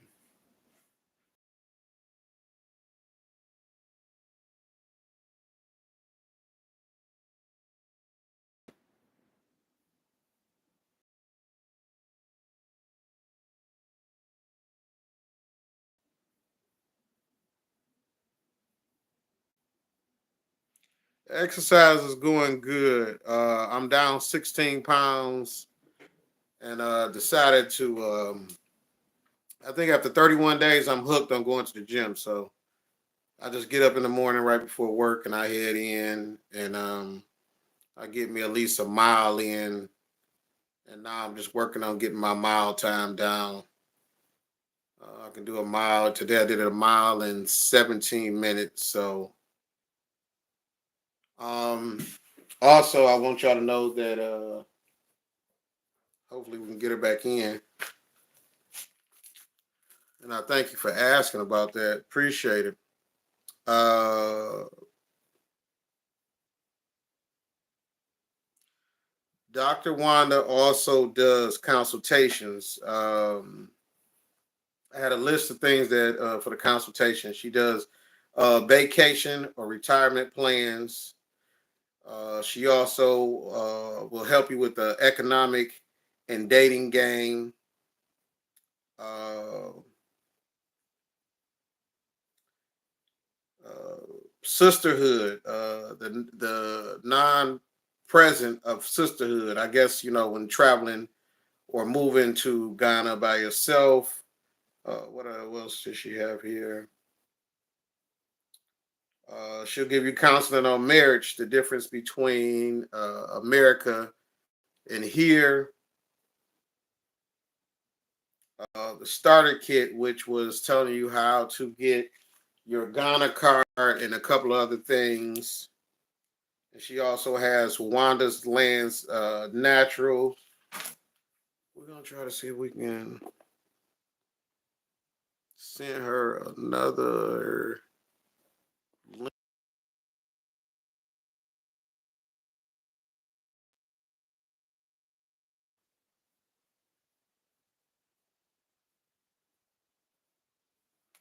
Yeah, she is the real deal, most definitely.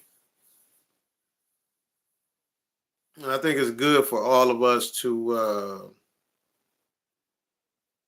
no matter how hard it is to hear the truth or how hard it is to come out of that fantasy, we all need to really know what's going on. I think those that live on a continent, um, a lot of them have got used to the rigmarole or whatever it is, of living. It's not like it's a bad thing because I think anybody will tell you it's better to be on the continent and going through whatever you're going through than still here in America. But I believe that the truth needs to be told. A lot of the things that she said, even in that time we were on, hit me in the head hard because, like, it's some of us wouldn't even help certain family members out. Uh, if your neighbor was sitting on the porch and said, and was crying, and you asked your neighbor, like, what's going on? Are you okay? You all right over there? Yeah, I'm 150 short on the light bill. Uh, they gonna come out tomorrow. They done told me they gonna turn it off.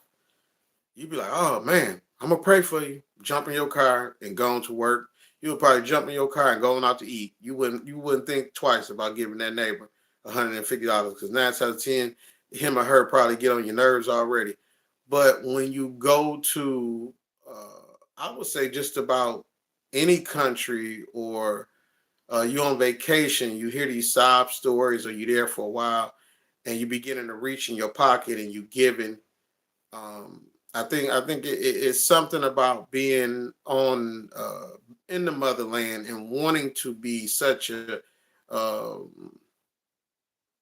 you want to be a positive beacon when you get there. You want to be able to pour into whatever country you in Africa, and I think we all go into that. Uh,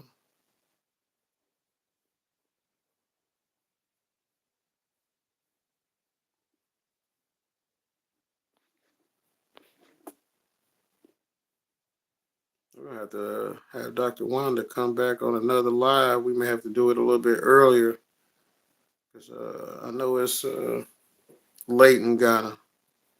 We gonna go ahead and end this live. I appreciate everybody that came through.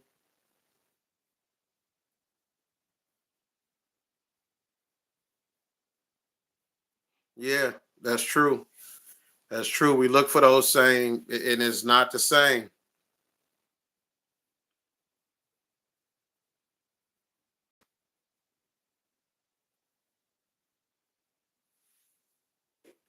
I think it's too tricky when you. I think it's almost like you used to the characters in the United States. You used to how the different offices work. Where you go into one office, you take care of something. You can go take care of something within 30 minutes. It's done. Run down the street, pick up your dry cleaning, run over here, go to the dentist. You could do 10 different things in one day. But what I'm, seeing and hearing in Ghana or in other countries on the continent that, plan on doing one thing that day and pray you can get that done.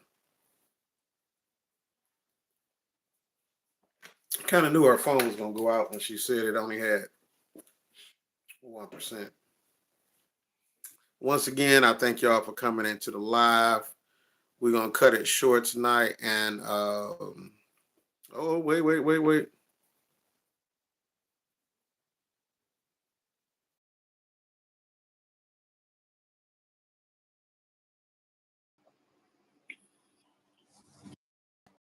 Okay, I ran out of data. Oh, okay. Yeah, I was close to.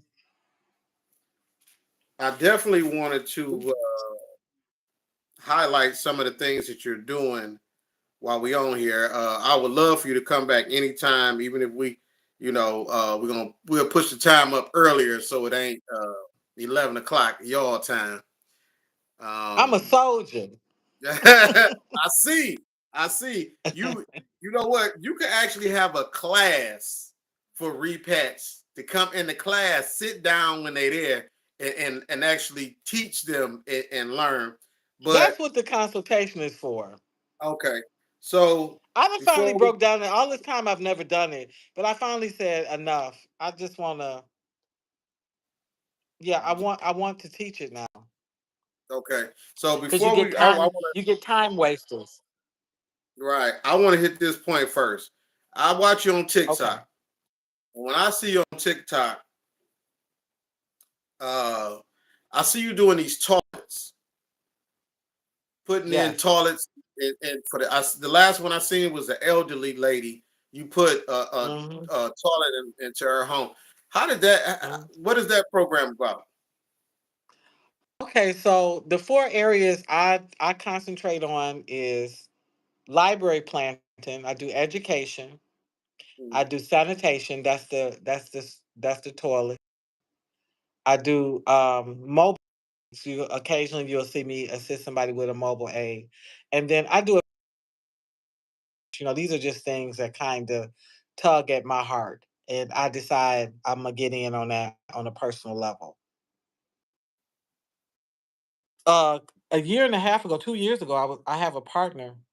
I'm not particularly partnering with him right now, Benjamin Apari, who is a environmental inspection officer in the country, and he introduced me to a program called Gamma, and this was the government deciding that they would pay 60% for home toilets, and the local would have to come up with the other 40%. And the poverty is so intense that most of the locals could not come up with the 40%. But he had shared it with me, and I crunched the numbers, and it worked out to be about maybe like another $200. If they had So, $200, so, they could have a home toilet. And so I said, I came up with the bright idea. I said, it was around November. I said, well, we're getting close to our holiday season. Our hearts are a little bit open. We tend to open up our wallets during that time. Let me do an appeal that.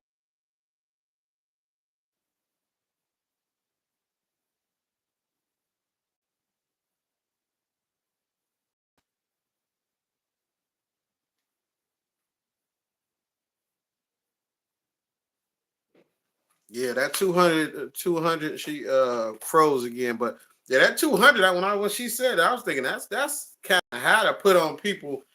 Well, what if it's 200 US? What is the full price?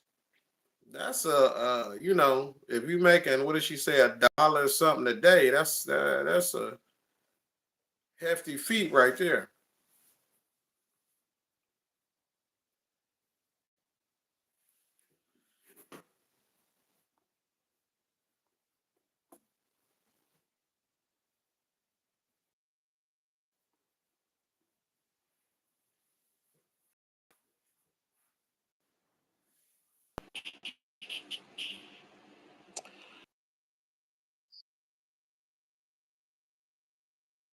And it took off because Americans don't understand, like, what is that about that you don't have a toilet? See, the Ghanaians are handsome people. They look good. Mm. They dress well. They're attractive. They all of that, and we can't imagine that they are using the bush or that they're um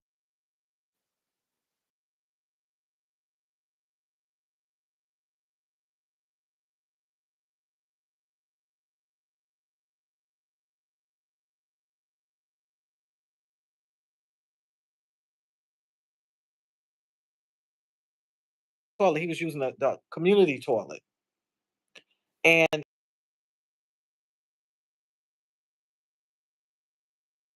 Mhm. yeah, yeah, Wait. look here, hurry up. We we shut down with that. So I traveled with a portable toilet, and it Mm. came with the toilet. You pull a slot, the fecal goes down. There's a enzyme that you put that breaks it down, liquefies it, and you're able to, dump the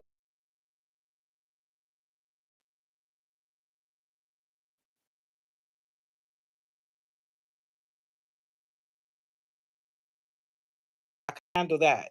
But that toilet, no. And a bush, me, and then I'm a chubby checker. Right. I don't squat.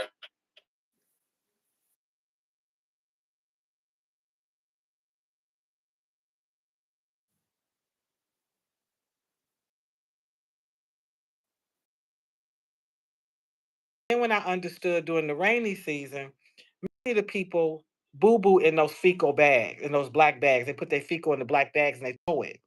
Mhm. And when they throw that in the rainy season, the water loosens it. Mhm. So that fecal goes into the water, your water system. All of this is not in every area, okay? Because Ghana is 16 regions. Some regions have more wealth, more access, more building, more infrastructure than other regions. That's the other mistake we making. We're coming here and we're hanging out in a crowd. And we taking that slave trip. I'm gonna find out what happened to my people. The Mhm. last bath, the first bath, the second bath.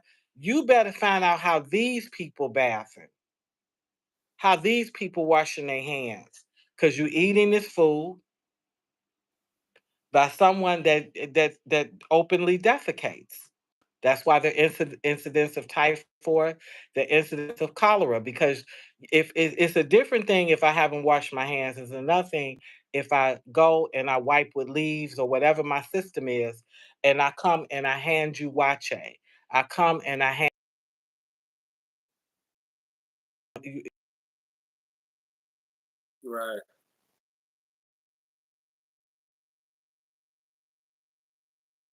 you see them, but you ignore them. Right. Community to yours, and the community I'm in, my sanitation options are lower. My daughter taught me. She said, "Mommy, when you in the community, if you don't see and you're buying food, if you don't see how they wash their hands, if you don't see water source, don't get it. Mm. It's not that you gonna definitely get sick. The potential for you to get sick is high. So that food poisoning, getting those needing to be dewormed, um, or papaya seeds. It's a simple way to do it, but you got to know that you need to do it because we don't deworm in the U.S. We Mhm. don't worry about those things, okay, unless we go out to rural areas. Okay, so all of that information put the issue of humanity heavy on me. I said, okay, I can ignore this because I have an apartment with a toilet. I go up in there, shut my door, crack my imaginary newspaper and relieve myself. But the reality is that problem will affect me. All I have to do is be going to visit you, be at school, come back late. You understand? Enjoying friends. And that problem is there. So we know in the 21st century, you can have a toilet, you can have a septic system. We don't have to do that. At worst, you can have but we don't live like that. You don't have to live like that. A country that the salt from this country sustains two-thirds of the world. They're salt harvesters. They have gold, they have cocoa, they have everything. How are you sitting in a bush? And then they Right. build their houses. They still build their houses without toilets. So some of it's education, although there's other places in the world, Vietnam and other places, where sanitation is also an issue. I'm not there, I'm here. So it's Wanda lands because wherever Wanda land, good Mm, things happen. mm. Progress happens, help happen. You understand? Wherever I'm at, I'm going to help the community because ultimately it's going to affect you. So that's how I got into the sanitation thing. I ain't never one time cared about nobody's toilet but my own ever. Then I got over here, and the numbers, even in East Africa, they do the squatties. They have the ceramic squatties. It's just here the sanitation issues and their comfortableness cohabitating with garbage. You have to go see some of the beaches that's just filled up. Now, some of that is the work of the Europeans dumping things in oceans and then coming up on their shore. But they don't have. You know how we went through give a hoot, don't pollute, never be a dirty bird. They didn't get that record. They Right, don't know nothing about that song. They litter and they're comfortable with it. They litter and they burn, but you can't burn fecal. right. Mhm. So So, we do the toilets, the home toilet. how much was the toilet with you said so the resident would have to pay $200 American. The resident had to pay 40%. The government was covering 60%, but they can't. Okay. So how do you how are you able to do it now? Just like I'm doing. Just they tell me about a family.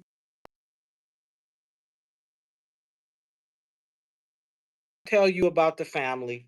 If somebody want to get in on it, they get in on it. But Wonderlands Naturals was helping me self fund because I don't chase corporate money. I don't chase mega church money. It's a bunch of fundraising venues I don't mess with because I require freedom. You're not going to tell me my numbers. I'm not going to stand and sit when you tell me to.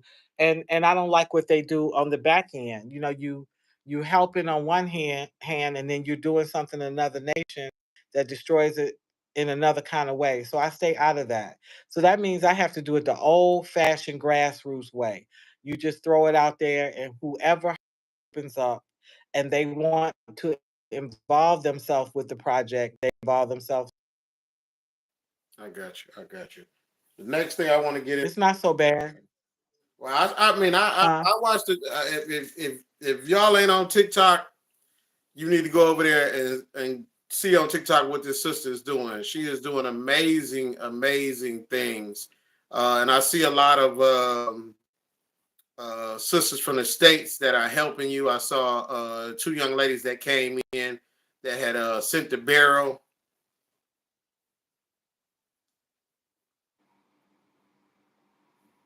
You Oh, know I what I'm can't talking. even hear you. Say it again because you broke up some, Paul.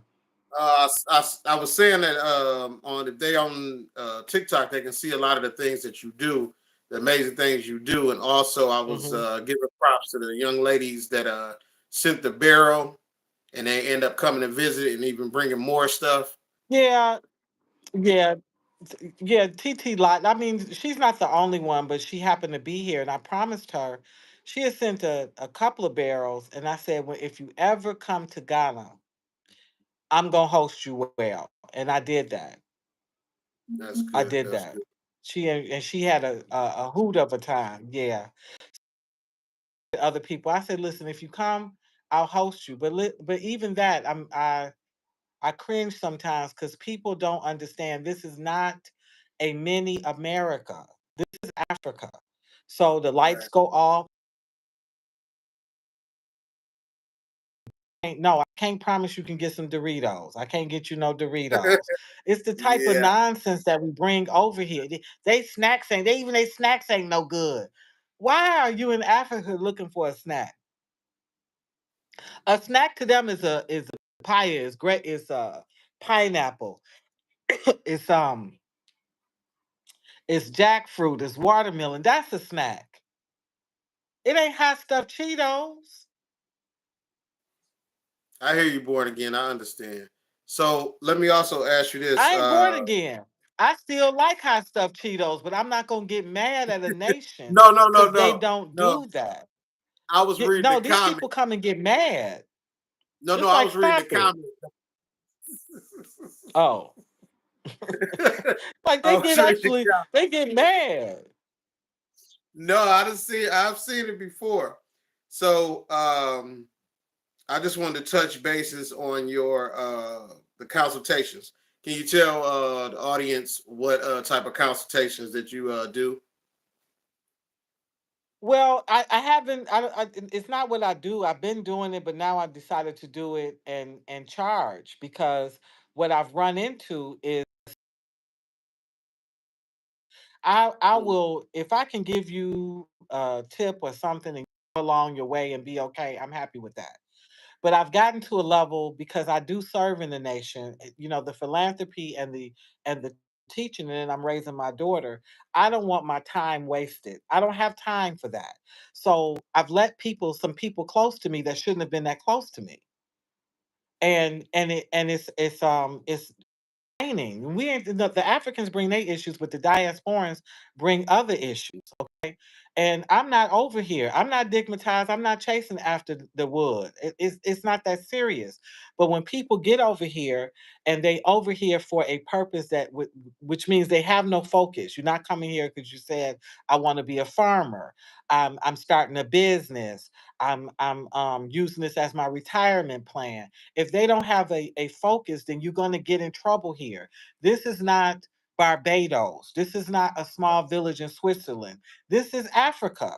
And a lot of it is hard. It's not fun. It's not for the weak. So they'll get over here and then they get in these problems and they bring it. They see me because I'm public and they're talking to me and I feel warm and fuzzy and all that. And then it starts because they haven't done the work at home to be healed. They're not healthy enough people. So this is for those people that I help you walk through some stuff so you see if you even ready to be here so that you understand these are some of the things to expect. But for the men and women who have already been to Africa, it's optional. They'll never have to ask me for a consultation at all, okay? Because you're already going through your rites of passage. You're already going through training. It don't hurt you because I'm on a learning curve, or maybe I have something to offer you.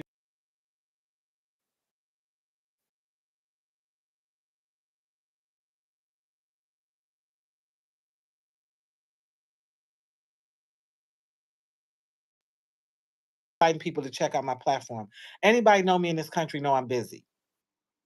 I'm at a school or I'm in a community at least once a week, every week. Okay. Even when I came back and my mother died, I was still serving. And because I'm a chronic workaholic. I was a workaholic when I was teaching in the high school. I was a workaholic when I was a college professor. I will always be a workaholic. I don't drink. I don't do drugs. They say if you to get over one, you get under one. I ain't banging different men to get over pain. When I'm hurting, I work. So when I stop and I give you time, it means something. So when you waste my time, like charging for that. I ain't never wanted to charge nobody to help out a friend to guide you on the right way. But I've learned, I'm like, oh, this is a new day. This is a very new day. And then you want my time, you'll pay for it.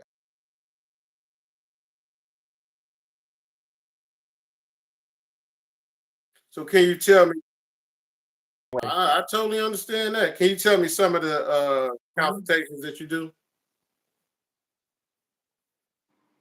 Well, you got the topics. I'll talk to you about uh shit, I don't even know my own topics. You got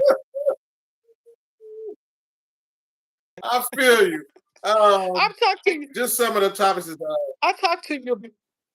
Okay. vacation or retirement Let me hear plan. you. I thought Yes. that was one of them. Vacation. Would you come over here for a vacation?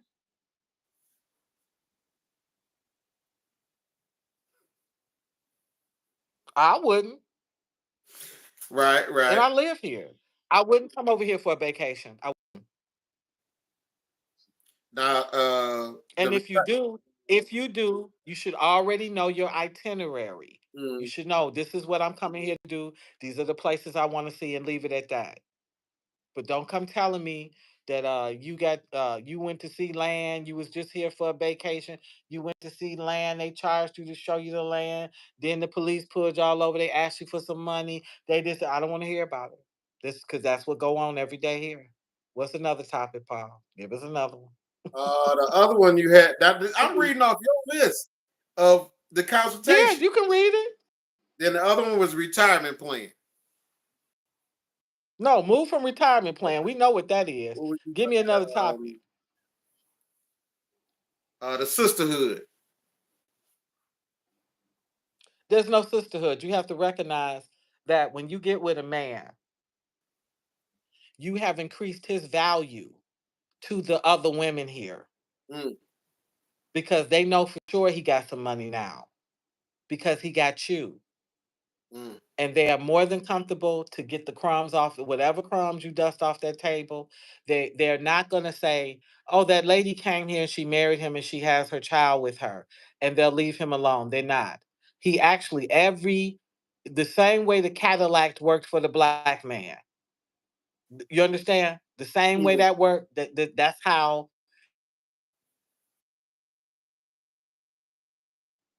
So the women look like, wow, I know he can pay school fees now because he has a sponsor. They don't look at us as their wives. They don't respect us as wives. You didn't do nothing to be a wife. No one's paid a bride price for you. You got off of a plane and you don't even know these families and you laid with this man and married him. That's how they see it. And culturally, but they don't inundate you. So there's no sisterhood. You're not gonna say go to them and oh he's cheating on me, he lied to me, blah blah blah. We had no sisterhood with the white woman. There's no sisterhood with the African Mm. woman. I hope it changes, and you Right. will find that some will become your friends. And if they've traveled out and had greater experience, it can be.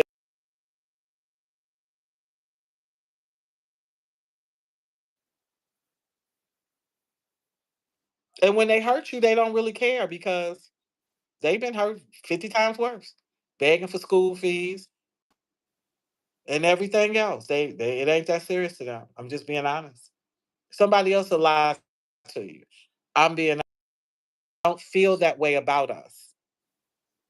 So when you hear, Charleston White he has a big following. He gets on there sometimes and clowns and does this and that. But for someone Mhm. to walk around and say that Africans don't like Black Americans, what do you say about that? I think it's a misnomer. It's not that they don't like us. It's that we're not continental Africans. So they this is a country that's based on classism, okay? Besides tribalism, the other issue you run into is classism, all right? Blacks don't use classism. How could we? We all came off the boat together. Who was greater than the other one? Okay? No, so we don't relate to classism. But here they practice it heavily. So they'll tell their children, no, oh, don't date this one from that group, and don't date this one from that background. You understand? Even Benjamin, he said, I would never marry the Wache woman. Why? If the Wache woman is nice and she pretty and she friendly and she like you, why? Because of her class. He wants Mm, someone that is, educated.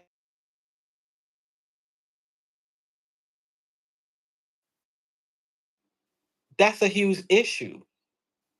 That's a huge issue. That class issue. In terms of the way they see it, white is a high class. That's why you see how they kiss their butt, they be up in their face. Okay, we the low man on the pool, the lowest thing, lower the Chinese, the white, the Lebanese, the Chinese are above us. We're the lowest class. They think we low class, but we low class with some Benjamins. right. But there's nobody that's gonna be proud when they get them a white man. Oh, I married a white man. Oh, I married a white woman. They're proud. When they marry one of us, mm, I got away with it because I'm doctor. Because they value Oh, I get you. I get this. I'm balling on a budget, baby. I ain't got no money. you. Right, right.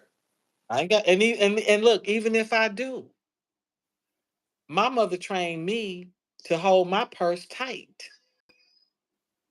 I share with you, but I don't sponsor anything. You need to come to me the same way you would come to the white man's bank. Don't come pulling out these projects and have these deep dreams with a middle-aged woman coming over here. Now all of a sudden we could build this, we could do that. Nope, because what have you produced before I met you? Right. I grew up with the watermelon man, the peanut man. Okay, famous. I know those that had one thing they did, and they took care of their wife and them little ugly kids, and went to church on Sunday. You understand? Had them a shot at the Right. local bar, and ain't bother Yeah. nobody. I understand. You ain't showed me where you produce nothing. No, my purse is tight. That ain't no good business deal. I don't want to be involved in it. Okay. So we're gonna move to, I know it's getting late. Wanda's Wonderland's Nap. Wonderland's Naturals is born out of me discovering I had an unqualified husband. Mm, I sent the money for us to open up our business, which was juice. He did produce an amazing juice. He was a juice maker.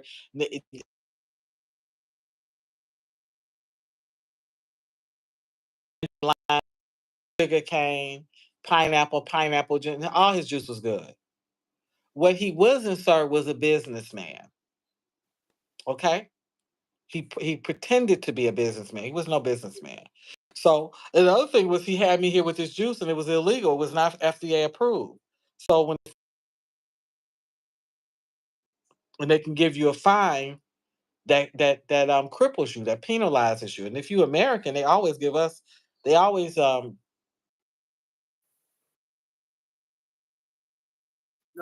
owe men and now, was women. that did the same requirements? Did Africa have the same requirements as the U.S. or was it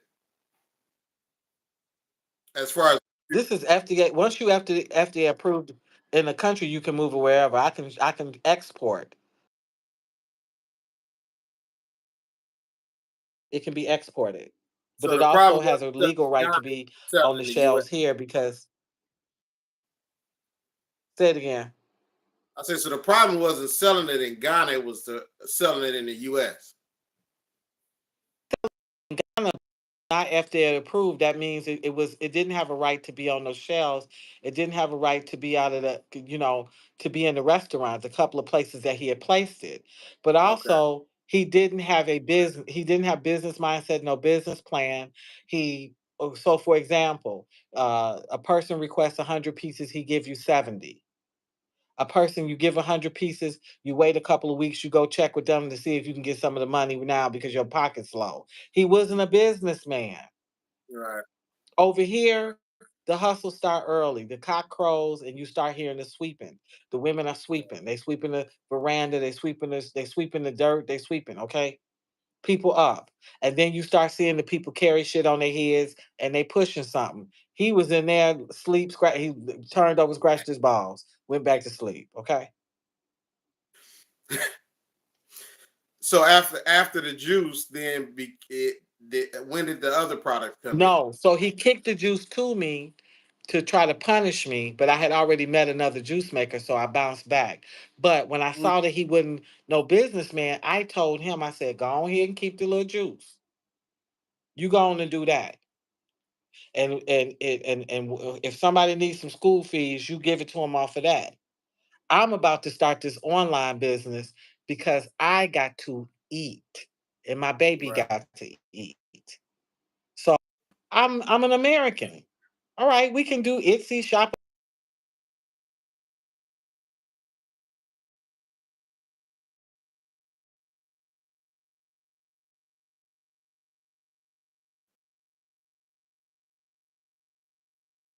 doing all this wild stuff that happens,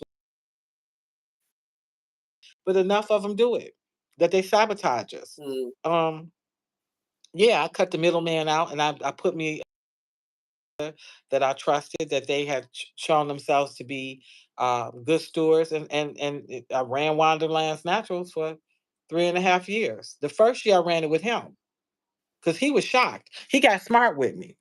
I hope you don't think my people gonna buy neem powder from you. I said, I don't need your people to buy neem powder from me. This is a global market. I've been someplace you haven't been. There's a global somebody in Japan to buy it from me. Somebody in Germany to buy it from me. They don't have it. They want it.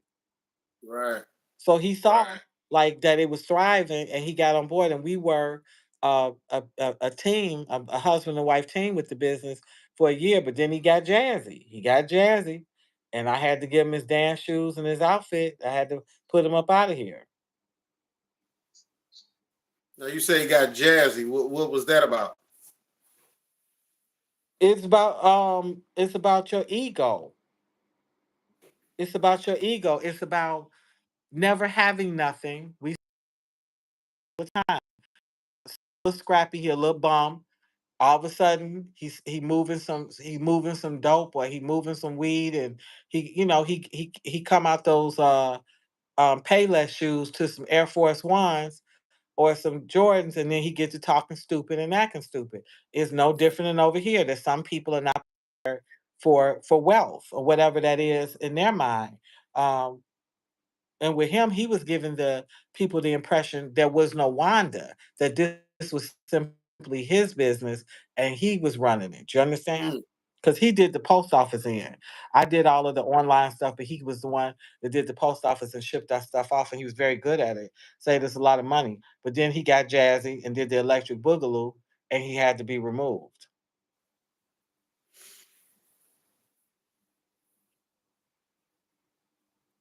So,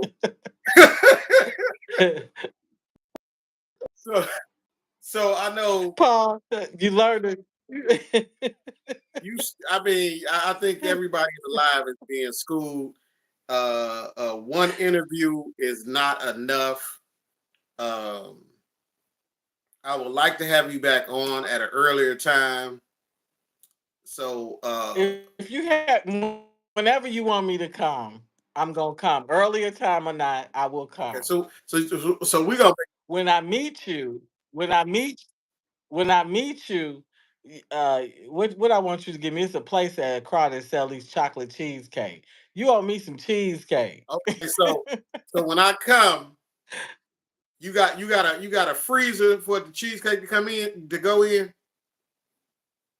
That freeze check going right in my damn stomach. I'm I'm about. about to You say ever seen Garfield the I'm gonna buy cat? you two of them.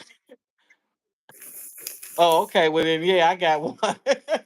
I was gonna do a Garfield the cat and just take it in because I I miss certain things not being in the state. Either I that, got or you can get on the plane. Well, you in Detroit, you ain't got it.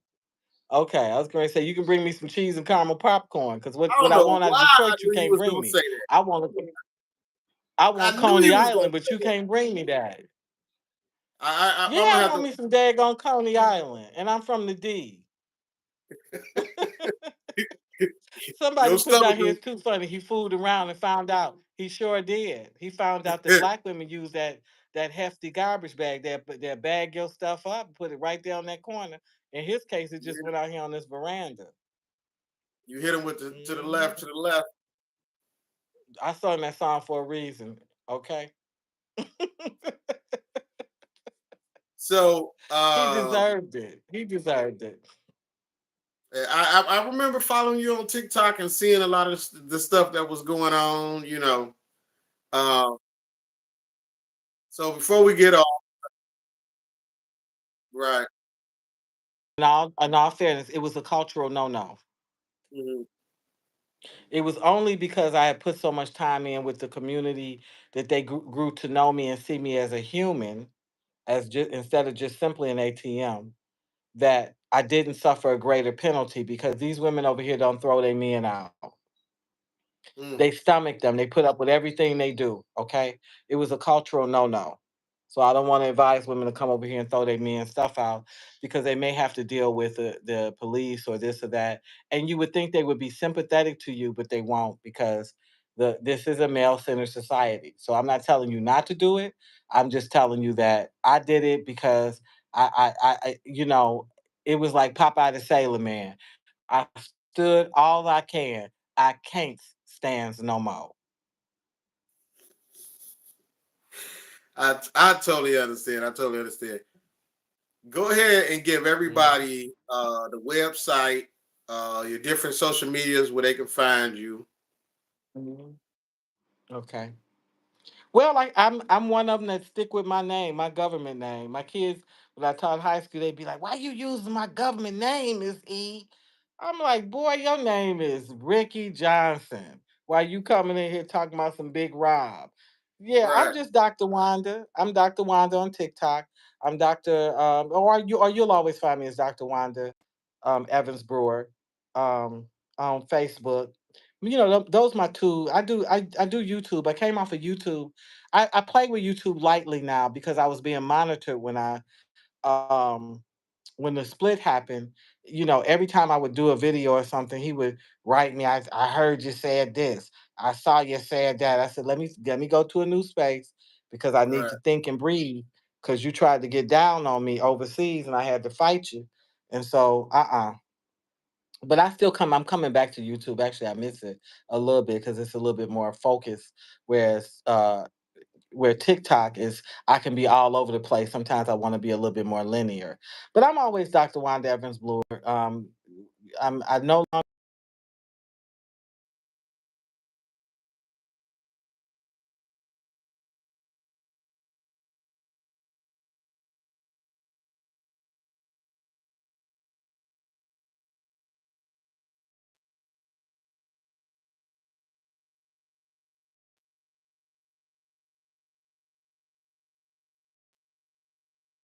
you shouldn't come to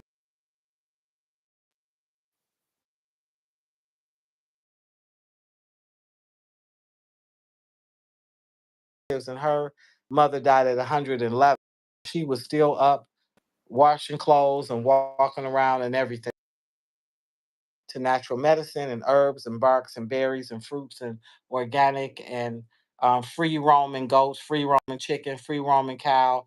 Even a pig. I don't particularly like their pig. I don't eat pork anyway, but when I have here the cut of meat, you don't really find pork chops and pork steaks and ham and bacon. They don't cut the way they cut the pork is not particularly appealing. But maybe somebody can go to a butcher and say, "No, I want you to cut mine like this."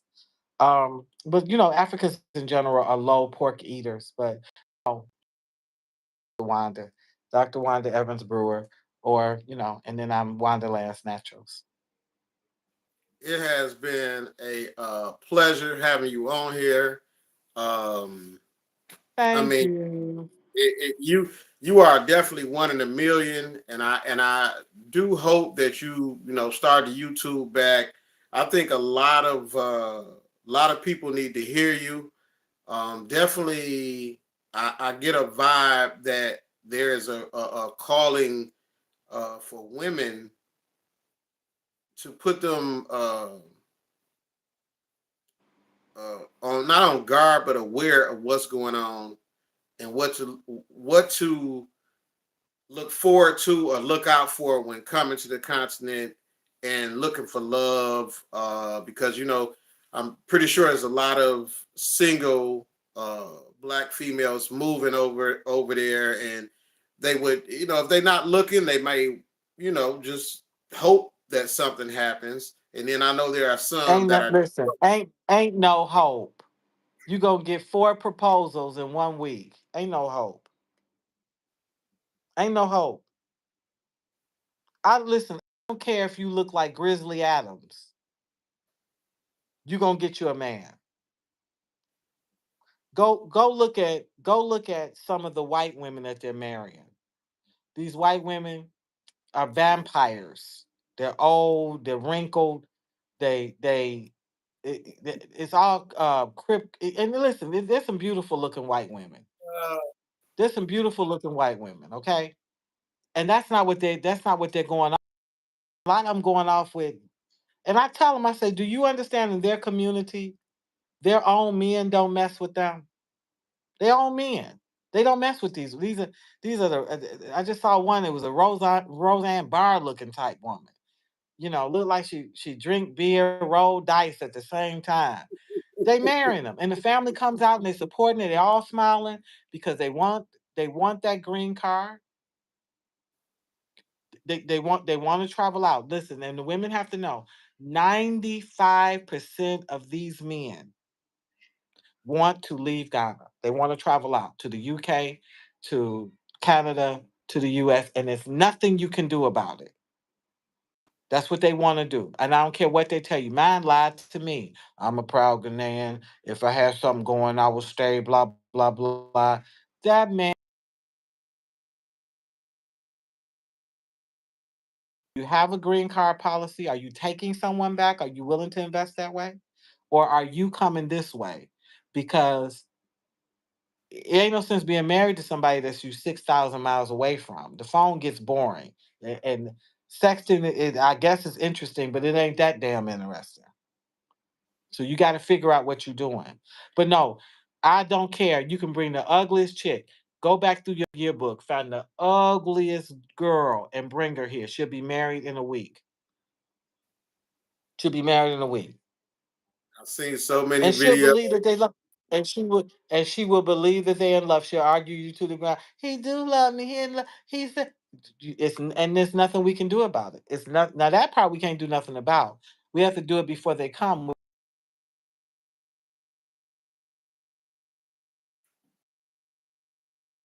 Don't drink the Kool-Aid because they work as a team. The poverty is on steroids. So the mama gonna go along with it, the daddy, everybody, because you gonna feel love. I feel love. Everybody good to me. But yeah, the shit, a big old ATM just fell in the community. Damn. Say take teamwork to make the dream work, huh? It take teamwork to make the dream work, and then it literally do. And when I saw there was a black woman came here. She had to be at least 400. Mm, And well, where you have to pay for the two seats right, because yeah. it's one thing to be a there's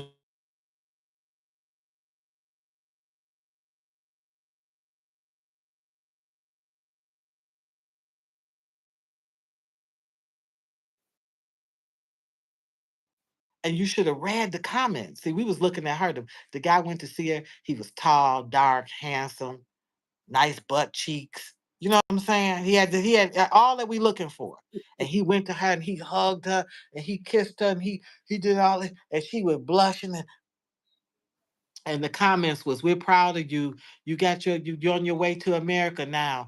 Good job, brother. Wow, you really sit. You should have saw and I did a TikTok about it. I took screenshotted the comments to show them that girl did not know this is what was being said as they looked at them two meet up because they all knew what it was. They knew what it was. They knew it was not true love.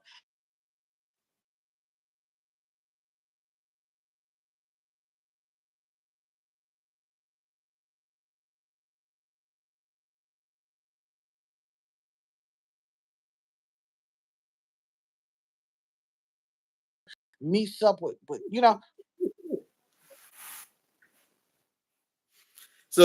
this has got to be That's something how they do. something you see all the time, though. I see it all the time. Listen, mine loved me, but he was faking with me too.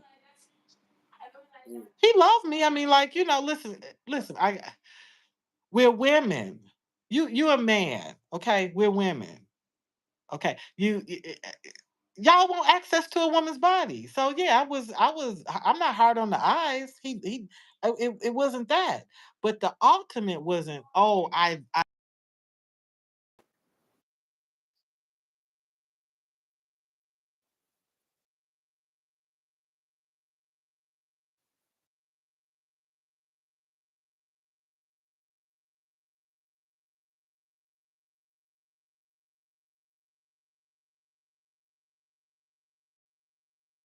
Right.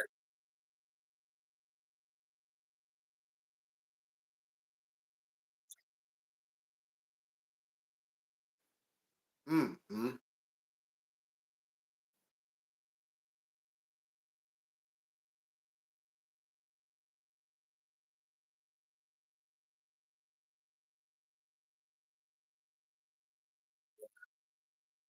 And I'm pretty sure you confused him. He didn't know what to do. a post thing, and I do give him,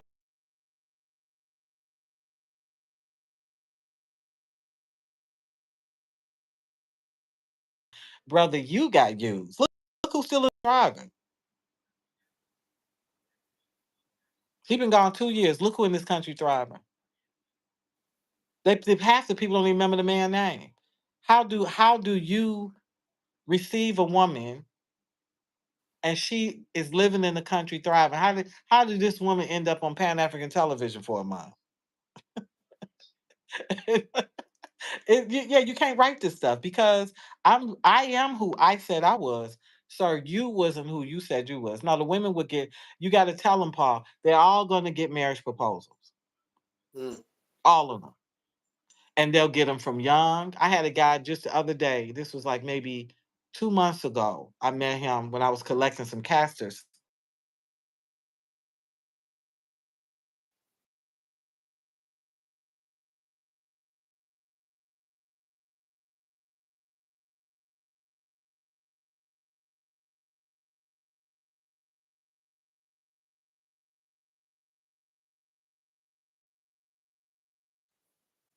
No, I had to give him the business. This ain't that. Mm. I'm Dr. Wanda. And he got embarrassed. But see, even him, and he had to be like maybe 22, 23. I'm 57 years old. I don't have a problem with older and younger relationships, but damn, you just started, you just got, milk from behind you. I don't want you, but to disrespect me, they cannot talk to an elder like that. There's no elder in this village.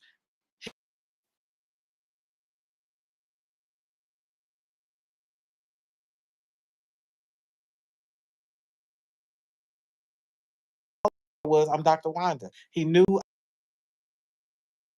Right.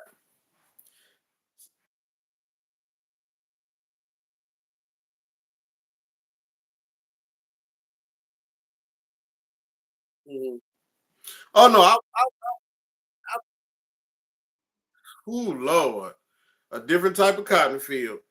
Um, I definitely want to get you on earlier. Um, so I'm gonna be inboxing you anyway.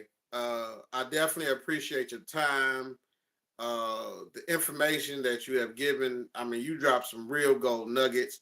So before we get off, do you have any final words or anything you want to say to the people or people I got to do moving? what? Do you have any final words to people that want to move to Ghana or to the continent?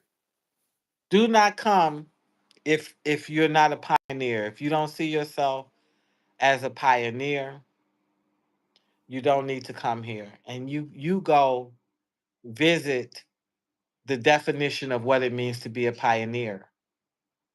When the blacks got tired of the level of racism in the South and they began to move north, a lot of things happened to the Northerners that could have pushed them back to the South, but they withstood it. Do you understand? A different type of racism, redlining, um, difficulties finding employment, having people.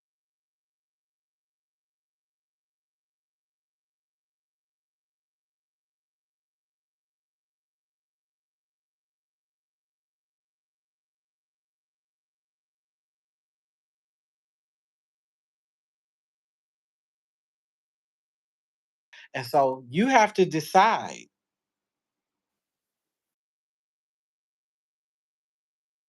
if you come in here because this is Puerto Vallarta for you, the love boat. If that's the love boat, the love plane, I don't suggest it. It's way too hard for that.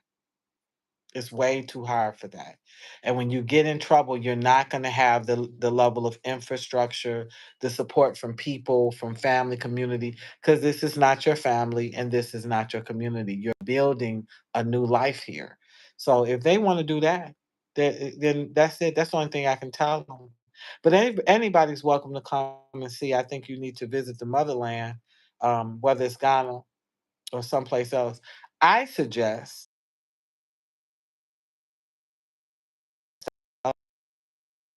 because Ghana is overrated because it got marketed well. Mhm. They said it go visit just to have something to gauge. But everybody run here. I be looking at I got my tickets for December. Who else going in December? I'm like, y'all coming here in December? What you getting ready to do? Go see that shitty castle? What you getting ready to do? And after you see that, what? Because the tickets are extra high. They close to $2,000, 1,500, $2,000. When I first came, they were like 8 round trip. In other nations, it's less. Continent is made up of 54 sovereign nations. I think,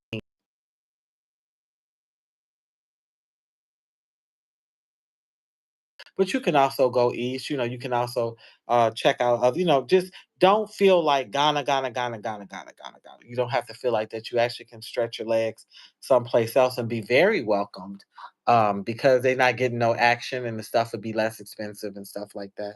It's just something to consider. Okay. Wow. Once again, I thank you. And Yeah, the next time we come on, we can go ahead and welcome. do your products and have it, go through that. Okay, And I would love to. so, good night to you. Thank you for staying up. Uh, you done provided some humor, some real hard knock facts. So I definitely appreciate I heard somebody wrote down here. This is a straight comedy show. A lot of people don't know. The doc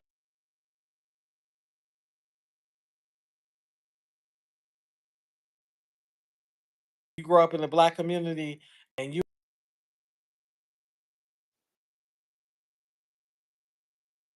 you. Gotta have one. point it just as funny. Anyway, Man. thank you all. Thank you for receiving me well. Okay. Good night.